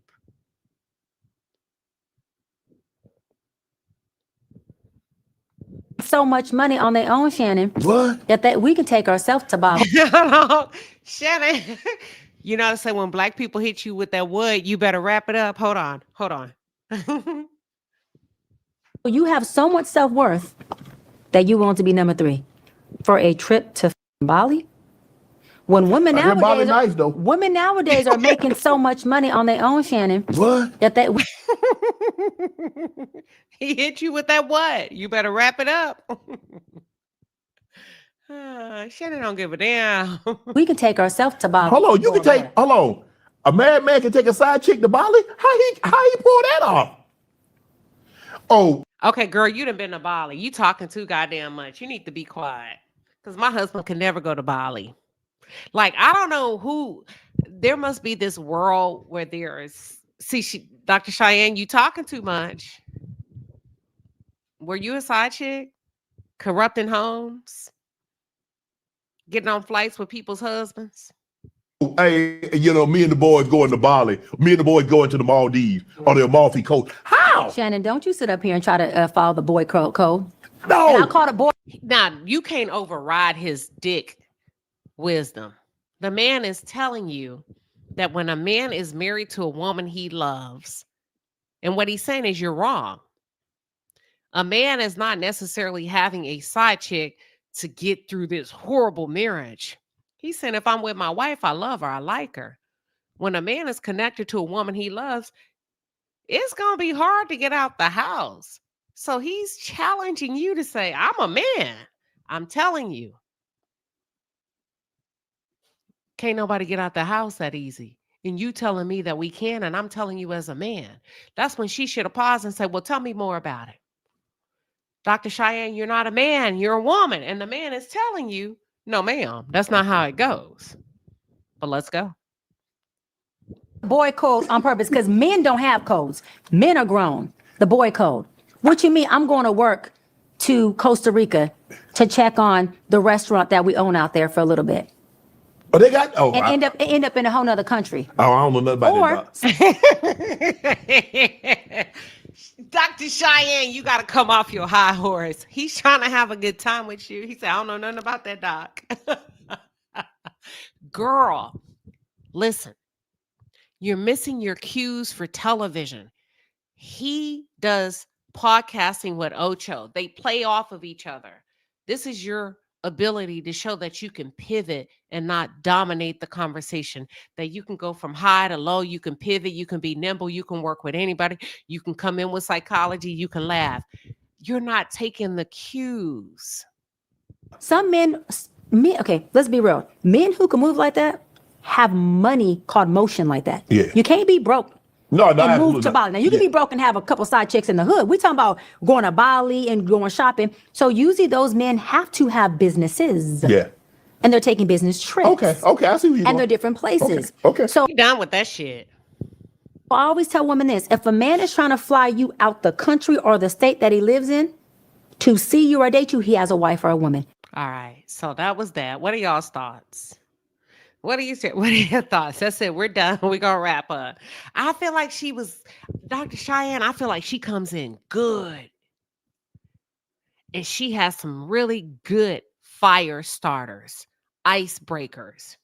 And the only thing, if she can just slow down and allow the conversation to evolve naturally and allow a little bit of space and opportunity for people to process and rebuttal and push back, agree, disagree, it would be so beautiful. That's it. That's all. Shannon said, what? We got our own money. What? He know that. He was done. He was tapped out. He was looking at the cards. He used to, like, when you step. So here's the thing. Pick Misha's. Let me drop the link. I know. Hold on. That's the wrong one. That's Kierna. Hold on. Here's the thing, ladies. I'm going to tell you this. That's the only thing about pick Mishas and have nots. I call y'all the pick Mishas. You go, what's a have not? A pick Misha? You have not experienced love. You have not experienced marriage. You have not experienced blah, blah, blah. You have not experienced. So you overcompensate for a man to pick you. Dr. Cheyenne has been working with men quite a bit that she's taking on. I'm not going to say she's, I can't say she's not masculine. That's not what I want to say. She just needs to pause and allow the magic to happen naturally and not try to create it. That's it. If she can just pause, she's been in these male spaces that she's dominating a little too hard, and she doesn't have to, because let me tell you why you're there. They're not there to listen to you talk. They just want to see you first. You're a beautiful woman. So you got to figure out how to measure that out and dish it up in real time. Welcome, Queen Liz. What are your thoughts? Hey, Queen. Hey, Palace. Do you want my thoughts just on this part? You got the floor. Oh, okay. I was taking some notes. Okay, so pertaining to this, I do feel like whether this, I forget her name, new or not, she has been in that experience where she probably was with a guy. Maybe she didn't know he was married up front. Who knows? But it's just a little too like, whoa, really in those rain boots. Pertaining to Cookie, I know she's friends with Karen and everything. I think she was sent back in under the guise of so Wendy wouldn't get suspicious, like, oh, she loves Karen. She likes, the other lady. I think since she had a fraud charge not that long ago, and then was also violated that somehow, I looked that up before. She was sent in to kind of be in the background because the facial expressions they're catching within this episodes are crazy. Like the little credit card part. Okay. And then Clayton, he said he always did something in a cup. So how did she get pregnant? And then also I covered that other one in my Snapchat. That was all. Okay. What are your thoughts? Let me ask you this real quick before you leave. What are your thoughts on Dr. Cheyenne Bryant, the host, side chick, blue, blah, blah? You said all of it correctly. She was right about women are waiting for the position. Men are just seeing, what they can do, I guess, whatever. And her whole comment about you're the side chick because he needs to survive his marriage. That's new to me. And I've never been a side chick. That's new for me in conversations with people. But yeah, that was, and that's coming from a woman that's never been married. And I don't want to attack her, but I think you have to recognize, we talk about that, a self-regulation and self-awareness, and she specializes in psychology. We all have blind spots. So I just want her to recognize that sometimes you got to you got to pass the torch and say, you know what? I don't know. I am a woman. I think I have an idea. I listen to men, but I'm not a man. I don't have a penis. Is it always about the penis? Or is it more than that? Oh man, this conversation, it's good, but it could have been better. She got to pick on, I want her to be able to pick up on visual cues, verbal cues, be able to read the room. And you have to be so deeply connected with the person in front of you. You got to recognize when they're tired, when they're shifting, when they're looking away, when they're saying, what? Now it's no longer affirmative words. They're just trying to get through the moment and you got to move on. Does that make sense? You can't force the moments. Yes, and you're so right. And I feel like it would have been a lot better. She feels like he had nothing to add, perhaps, when I feel like he could have really added a lot to all the different points.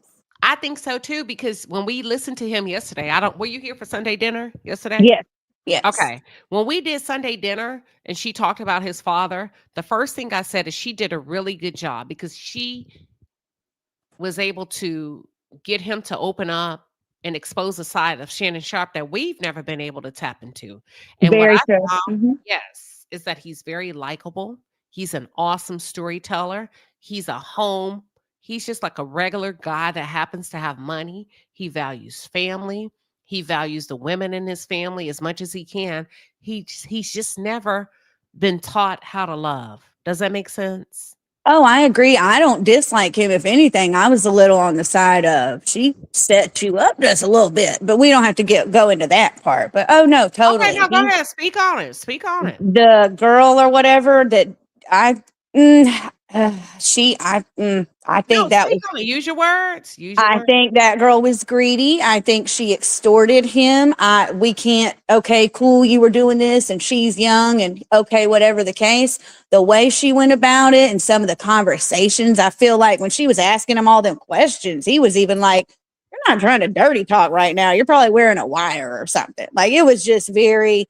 I guess whatever grievance she did have, her lawyers were like, all right, this is what we're going to do. And like, really, she wasn't just the victim there at all. So I like Shannon for all intents and purposes for that. No, I think he's good for what he's good for. I can understand why he was selected for $100 million contract. I can see why he's likable to a network. Because and he's a really good conversationalist too. And when he interviews people, he will add things, but not take it over. But she almost wanted to be the interviewer, and then he didn't even get to talk. She wasn't the guest.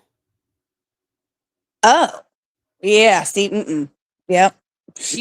They should have switched seats. Okay. That you remember? I always tell people, remember whose house you're in.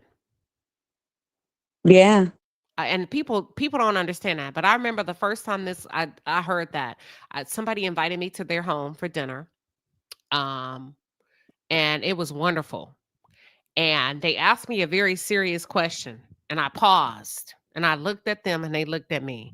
Well, first of all, I'm a Scorpio. Don't ever ask me something, and I was about to roll off the truth. I know, it's like, what level are we going with the truth here?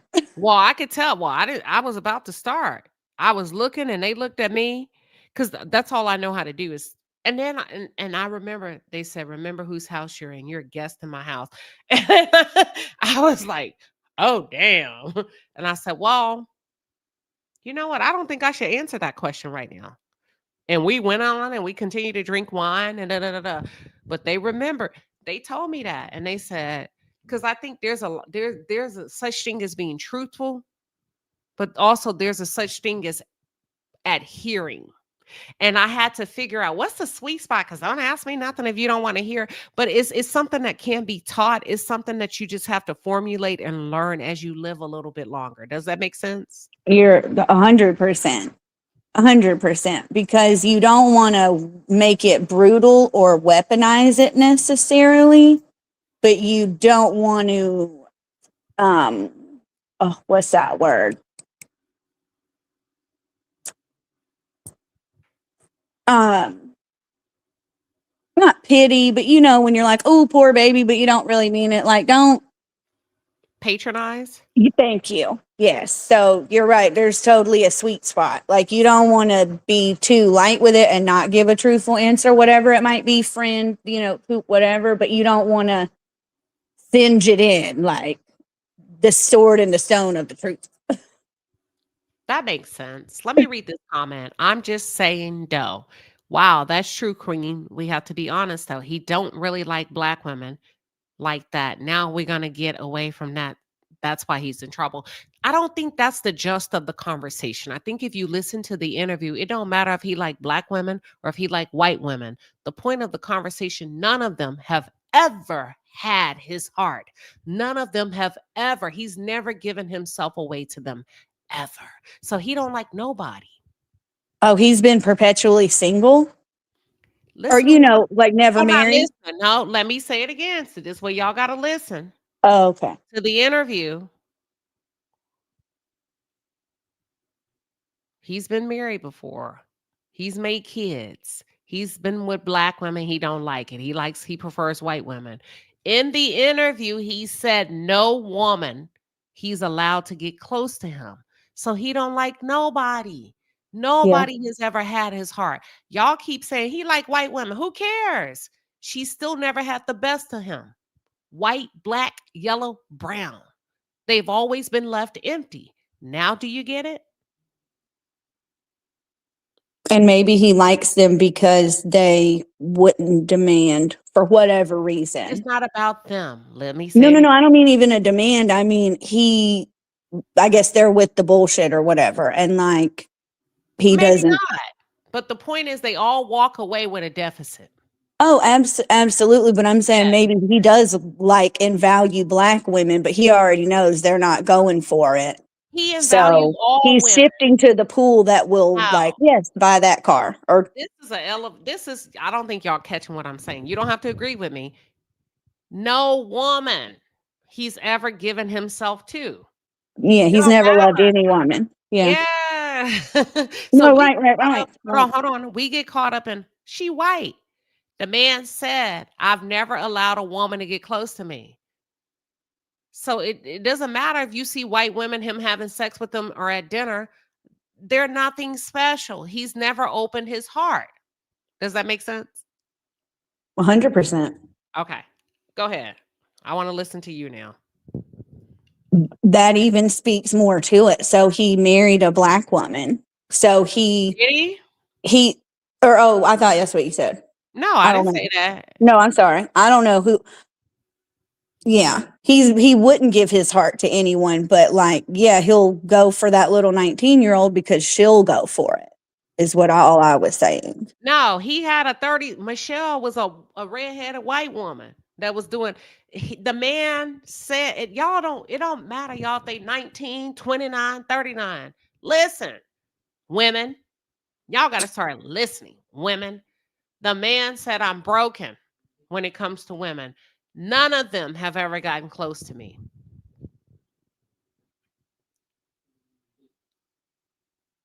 All of y'all are transactions. Yes. And all of y'all are trying to make sense out of where you stand on the totem pole as you get rung up at the cash register. That's all I'm saying. You get what I'm saying, Nikki? All of y'all are transactions with men like this. Well, I'm the baby mama. Well, I'm a white girl. I'm a 19. It don't matter. He feels the same way about all of you. It's you having a battle of the bands in your mind. Well, I'm 19. Well, I'm a white woman with green eyes. It don't fucking matter. He said, my heart is closed to all of you. I get that 100%. I'm just saying perhaps the people he's been with are more representative of who will be with him for that and not be valued. All of them. He's had black, white, yellow, brown. He got black kids. They've all been with him. But not at kids. He don't have mixed kids. He got black kids. Am I right? So we can't say white women will bend over backwards when black women have more children for him. So if anything, okay, that's true. Yeah, you get what I'm saying? Now that's Mm-hmm. He don't value women. You can't make sense out of. You can't say, oh well, this woman will put up. He don't value women like that. Period. Yeah, no, I do. Yeah. Mm-hmm. Period. Mm-hmm. He said, nah, I ain't never let no woman get that close. And he said, why? We played it yesterday. I just don't want to repeat it, since it was yesterday's content. But he said, I'm afraid of being hurt. And I love my work. And I've loved any woman. And that's just what it's going to be. That's what he said. I get more joy from work. He said at an early age, as a young boy, as a young man, y'all got to start listening to these men when they talk. He said, I realized I did not need a woman to be successful. And I don't hate on him for that. You know, he's Yeah. honest. He said, I looked around one day, I woke up and I calculated. If I do this and if I earn that much, I can take care of my grandma. I can do this and da. I don't need a woman for that. I don't need a woman to fulfill me because I'm fulfilled. All I need a woman for is sex, but not fulfillment. And he also said, he said, I don't see marriage as a necessary either. Yeah, y'all got to listen to people when they talk. Don't tell, oh, you mean this. No, they don't. Just listen. And go cry in your pillow later when they leave. I respect men that are honest. If you're just like, hey, I want to hook up and that's it, just say that. You never know. She might say yes. She may say no. But just say that. Don't go be a whole persona just to get her in bed and then be gone. It creates way more problems.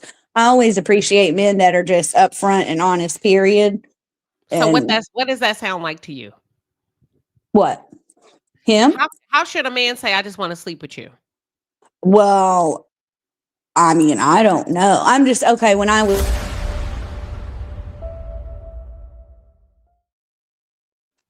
Think about what I'm asking you. You just said, I appreciate a man that's straight up.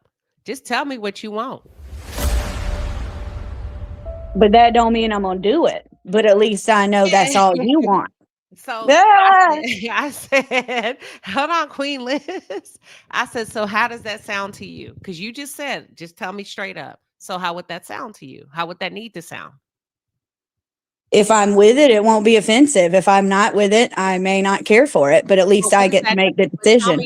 What would that sound like coming out of his mouth? Oh, I mean, I guess guys say it when they're like, you know, not really looking for a relationship, but I'm cool with, you know, dating and knowing women. But yeah, did you want to come over? What would make you cool with it? Tell me specific to you. But it'd be specific to the person saying it. Hold on. What would make you sleep with a man if he came to you and said ABC and it's not attached to a relationship and is strictly sexual? What would that need to sound like? If I was looking at him as just a hookup, it would be fine. Based on what you just said, you said be honest. But it depends on the man. If I only wanted to hook up with the dude, because I don't know, maybe I was different when I was single, but if I only wanted to hook up with the dude, like, we don't like how you dress, we ain't taking you nowhere, but you seem like you might be cool, you know, then it wouldn't, again, that person could say that. But if it's someone I was interested in dating, it would sting. I would appreciate that guy. We're not talking about dating. You said, Queen Liz, you said, if you just want to have sex, then say that. See, yeah. Why are we, hold on. You don't went from if you just want to have sex to, well, if I'm looking at you to date. He said he don't want to date. He said you said if you just want to have sex, then say it. So what would he need to say just to get sex and no relationship? Hypothetically. That he's not really looking for a relationship and he's interested in, you know, hanging out and this and that, but that's it. But that doesn't mean I would do it, but I have, you know, that's what I'm saying. Like, I'm still going to appreciate it. Like, well, thanks, dude. I was kind of looking at you with potential, but I'm, you know, thanks for not wasting my time because I'm not going for it. Okay. But see, that's why y'all start playing games as women. Because you say, just tell me the truth. And he said, okay, well, I just want to sleep with you. Well, I'm out of you. Okay. Okay. No, I wouldn't be mad. I'd be like, well, I'm not really feeling that, but you know, thanks for telling me, like, legit, but I'm a little different. So, okay. That's fair. Because I've had my time wasted. Like, if you like country, don't pretend to like rap and like take me to dinner just to try to have a chance with me. But those men that do that probably wouldn't have just had that chance sitting at the bar. Boop. Yeah, but what that sound like? Okay, hold on, watch this. Is there anybody that's following what Queen Liz is saying and you agree and you say, you know what, I'm cool, I'm adult enough, but here's what it needs to sound like. Can y'all come and give me any, like, I want to hear. I dropped the link. I want to drop the link just real quick before we end, because this is getting spicy. And I wasn't saying I'm cool like that, but if I am cool, I would appreciate you just saying that. And then if I wasn't in that space, I would appreciate a guy saying that. So I didn't think, okay, he's dating me with some sort of intent of some kind. Let me ask you this. So are you saying how do you determine if you're dating? How does a guy, when a woman is dating a guy, right? Queen Liz, from your perspective, how do you separate the wheat from the weeds? When I was single for quite a while before I got with my husband now, and I had relationships before, and at some point I was just working, like going out having fun. There wasn't really anyone, I wasn't looking for a relationship, and no one I came across made me even think about a relationship. But there may have been an attractive guy or two, but again, that wasn't even point of it is. But when I was in a space where I did like someone, or I was like, okay, I'm tired of this. This isn't even entertaining for the moment that it is. This is whatever. I'm on this path. Then I would not be just sleeping with whoever, whether they're cute or not. Because if I'm trying to pursue a man as more, I'm not going to be less. They say they need a shorter answer. So let me ask Uh-oh, again. don't get the white man. No, you good. You good. I'm committed. Hold on. I think I got you some backup. Hold on. Let me get you some backup. Hold on. Hold on. Hold on. Let me get you some backup. I think this is my cue. Hold on, y'all. Give us 15 seconds. Can y'all give us 15 seconds? We just getting into it. Hold on, y'all. Don't go nowhere. We're about to get into this. That's what we do. Queen Liz, hold that thought, okay?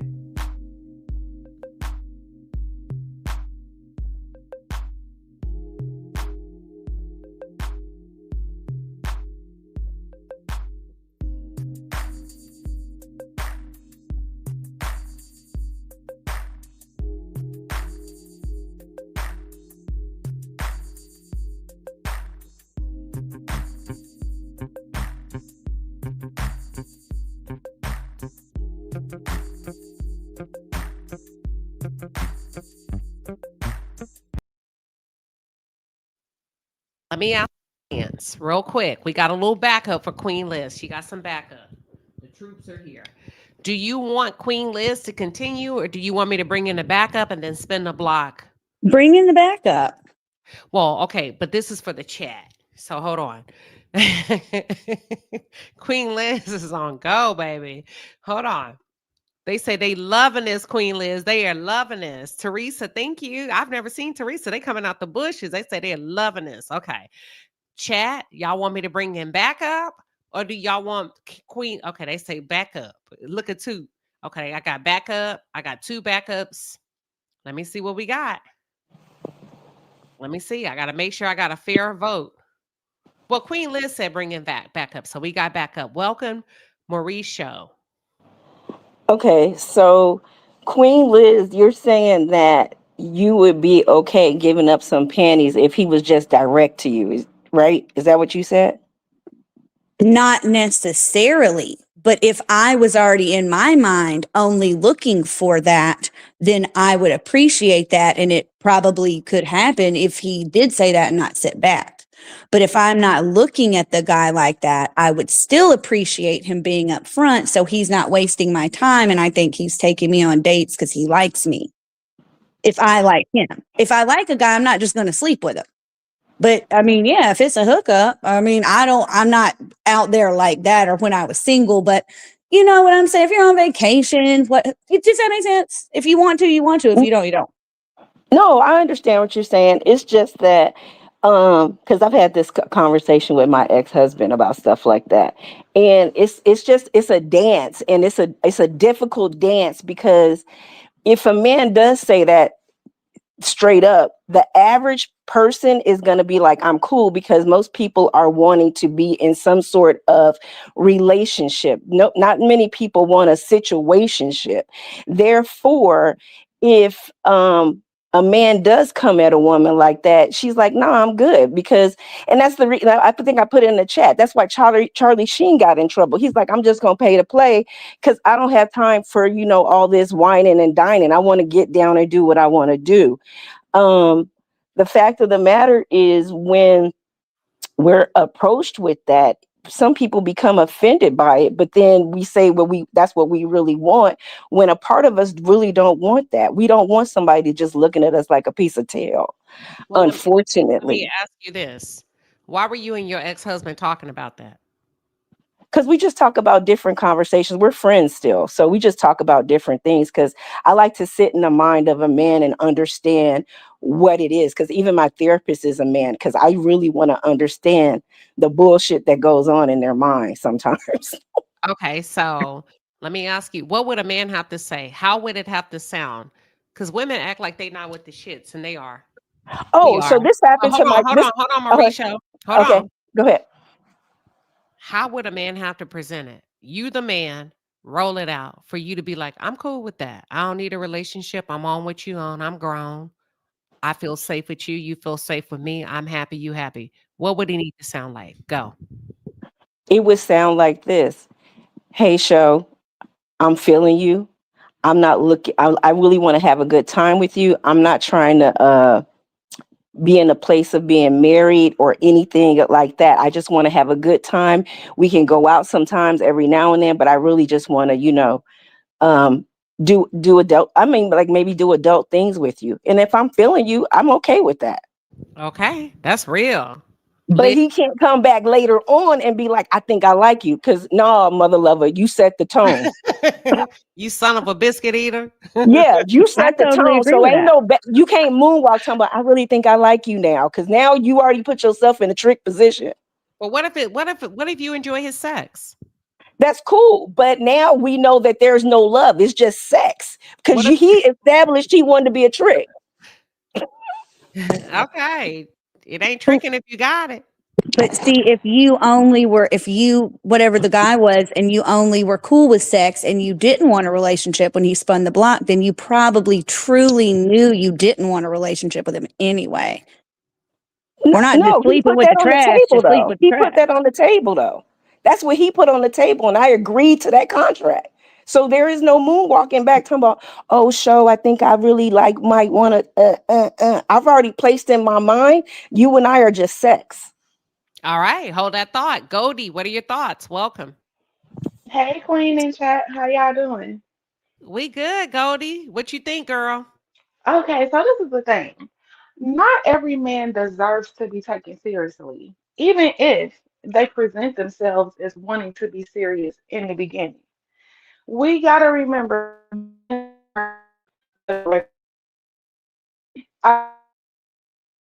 Hold on, or you Goldie. want kids or you see yo There you go. forever in this man, if he don't approach you on that type of time in the beginning, ain't nothing that you can do. No type of negotiations, no type of we can see where this thing go. None of that matters if he is not coming to you on that type of time. Now we know that Shannon is not the type of man that you need to take seriously. You don't need to take him seriously at all.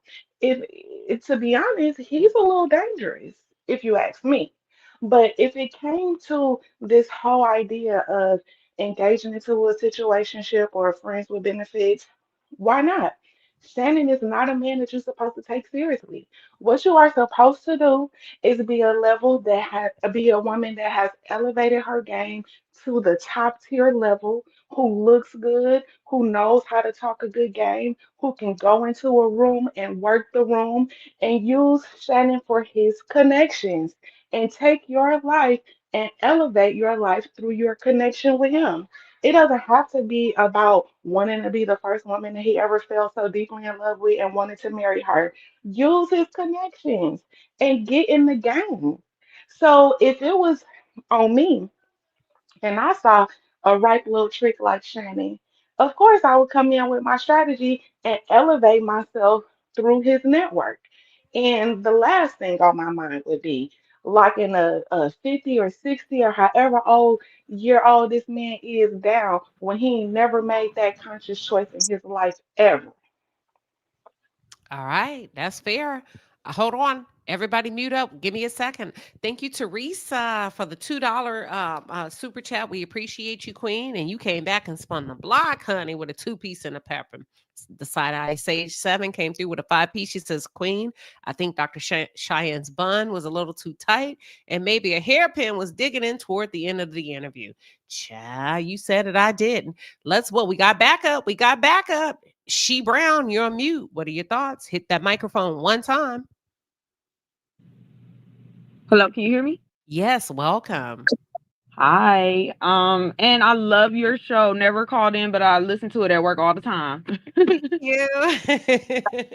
The button, I don't really know how to work it that good, but okay, you say you hear me. So is the lady like begging him to love people?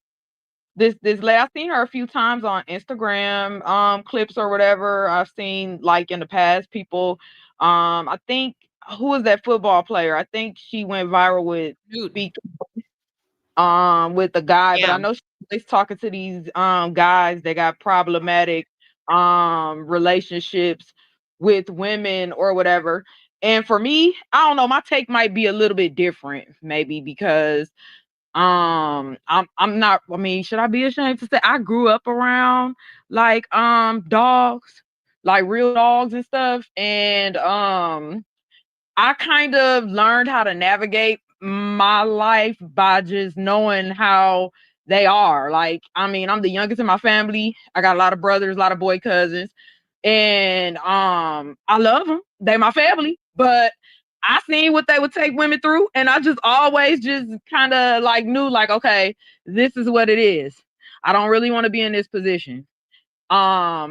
So I don't really know why this woman is like begging him to love people, but it's like if the nigga don't want to love nobody, he don't want to love nobody. You can't make a nigga love nobody. Well, okay, let me ask you this. So Shannon Sharp, what we're talking about and debating is sometimes women don't want to listen to men when they tell you what it is. The man said, yeah, I've never given a woman a piece of my heart to allow a woman to get that close to me. Even though I was married, even though I have kids, ain't no woman. I love my work way more than I could ever love a woman.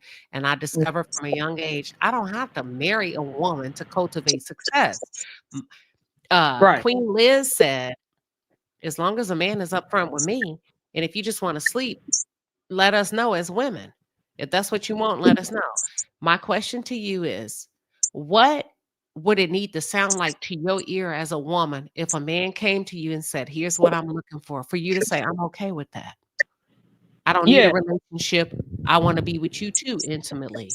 How does he need to say it? Exactly like what it is. Just like what Liz said. Tell me what it is. If I want it, I want it. If I don't, I won't. I don't. I'm married now. And but put some love on it. How would he? What would make it? I mean, it depends on what position you in. You clicked that link. Tell us. Okay, so first off, like I believe him. He's saying, you said we don't listen to men. A lot of women don't listen to men. A lot of women want the fairy tale. I found out at a young age, this ain't no Disney movie. These niggas are savages. If they want to be, it's good men too. But some of them ain't on that. And when the man is clearly telling me that he's not on that, he just want to have a good time, he's expressing to me how he feels about me. And I take that as what that is. A lot of time people look at, oh, well, maybe it'll change. Or you want me to kick game to myself? And I'm looking at somebody saying, give an example, like kick game to my, okay, like, look, I'm not really, if the guy like, I'm not really interested in being in a relationship right now, or I work a lot, you know what I'm saying? But we can be friends though. You know, and so if a guy is telling me he work a lot, he not interested in a relationship, we can be friends though, then I'm going to take that as, okay, that's cool.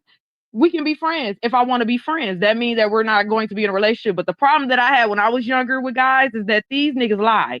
They want to be friends, but they don't want you to be the same type of friend to them that they want to be to you.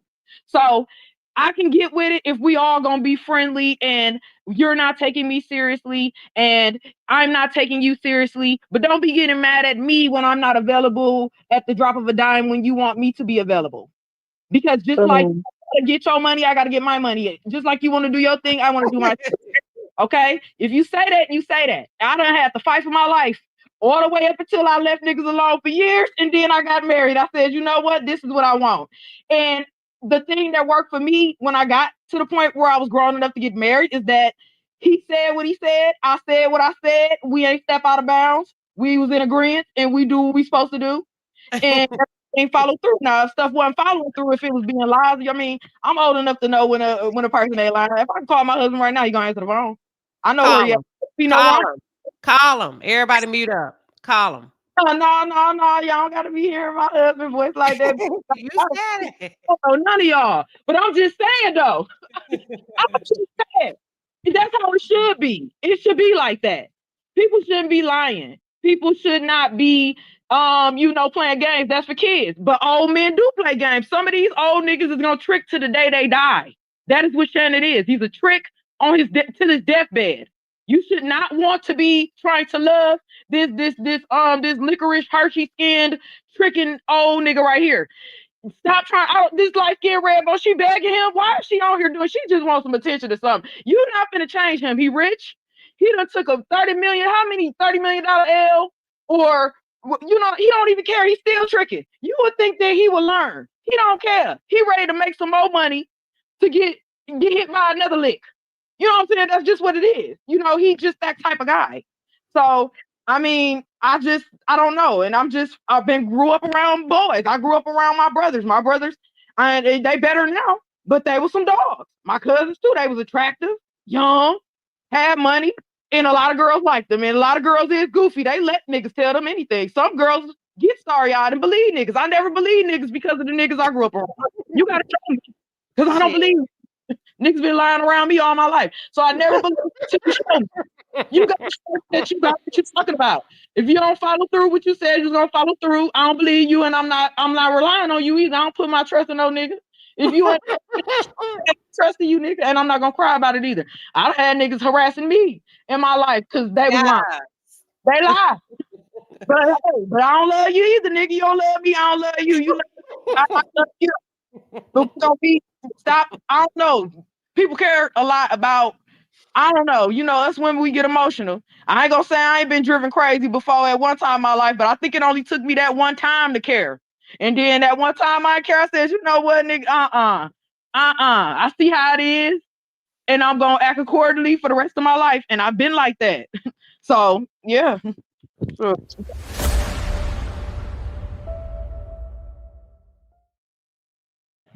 Girl, you just cooked. Let me give your ass a round of applause. You came in here and set this mofo on fire. Hold on. I gotta give you.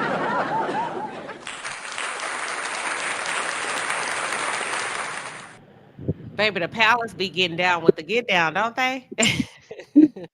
Ooh, you cook, baby. I think, listen, the crock pot. What you cooking tonight? Gumbo, what? No, I baked a little bit I put a little chicken in the roaster, run. Listen, I just appreciate your honesty. You don't love me, I don't love you. Shit, I'm done. One and done. I love it. And thank you for coming out the bushes. It always makes me smile when y'all say, I listen to you all the time. I've never called in. I came out the bushes. That's Yeah, sometimes you be having me going. I'm like, this lady be on it. Even when it's a plot twist, I'm like, but I like her angle. Yes, we want to look. They don't look at it that way, but I really like where she's taking this. So yes, you are very, very, very entertaining. I love your show. I do. So Thank yeah. you so much. You gonna call back in next time, depending on what we're talking about.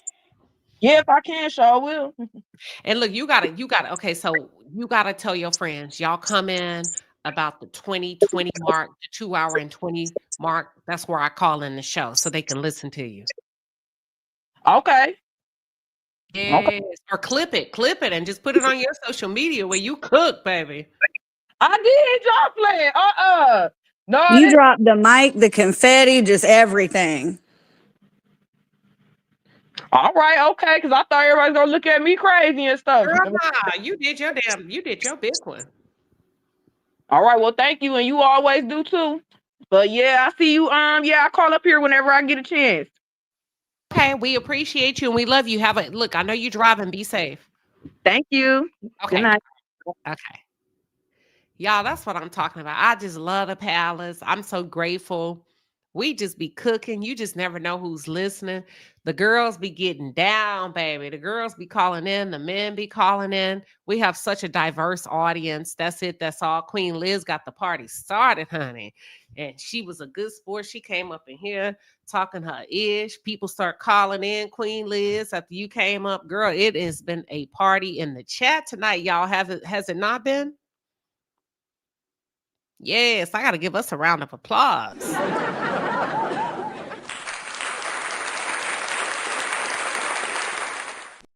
Queen Liz, how you feel about getting a party started in the chat tonight? Oh, I loved it. Like I was the first one on the dance floor. They shut it down. I was sitting here clapping in my living room. You did that, girl. You I did loved it. that. You got everybody calling in. They say, hold on. I said, did she need backup? They say, do she? I don't know. You didn't back down.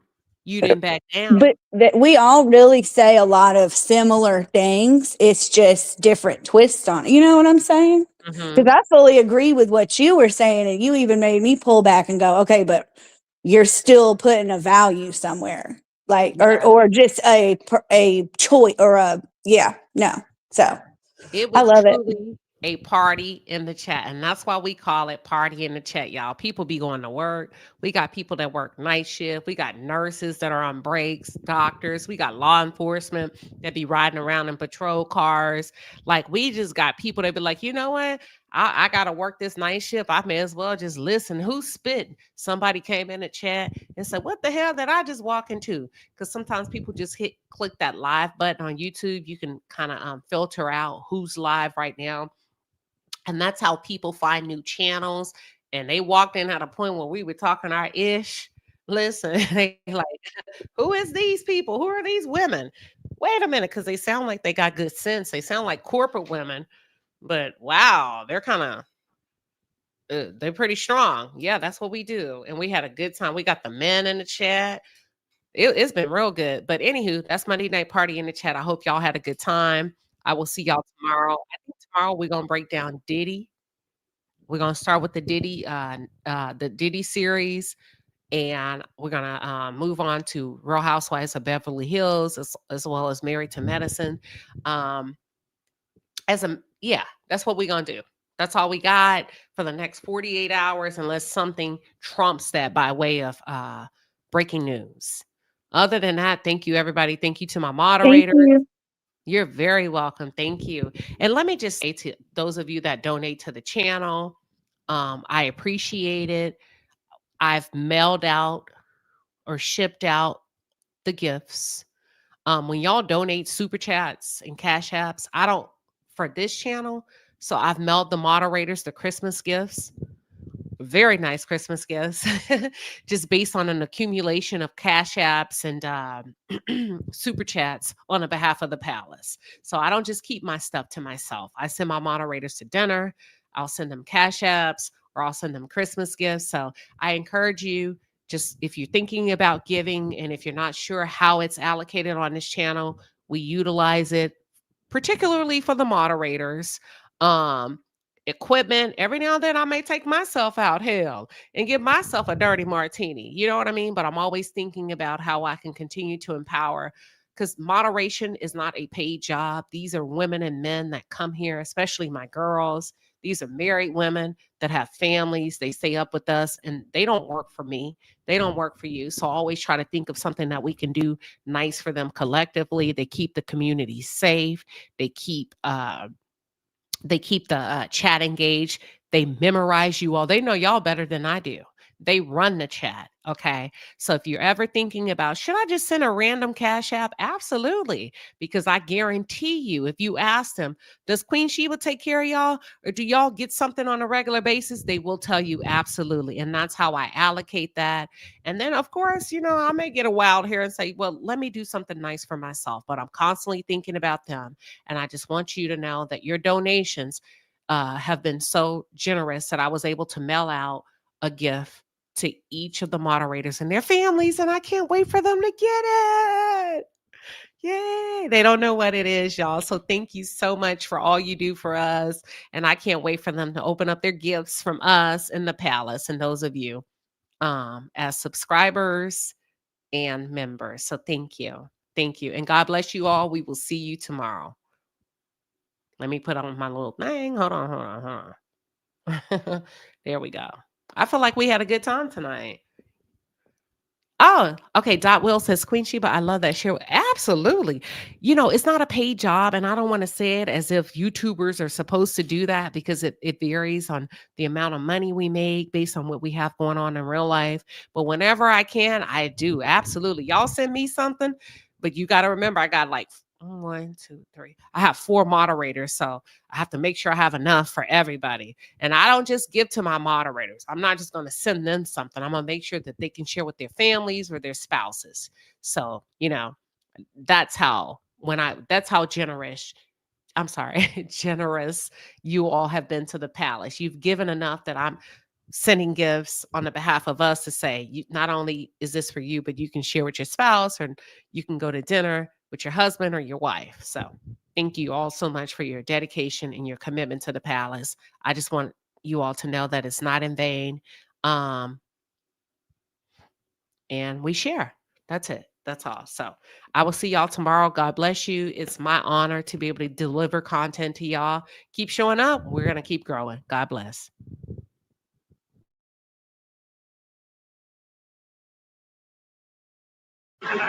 You all should be ashamed. How can you drink right after a funeral? Like this? Give me another one, then, Brady. Fred Sanford, you just left the house of the Lord, and now I'm in my house. All y'all ought to be ashamed, drinking like a school of fish. My Bible says, be not drunk with wine. What does it say about scotch?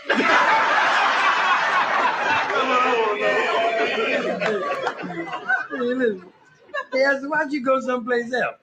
Why'd you go ugly up somebody else's house? Who you calling ugly, sucker?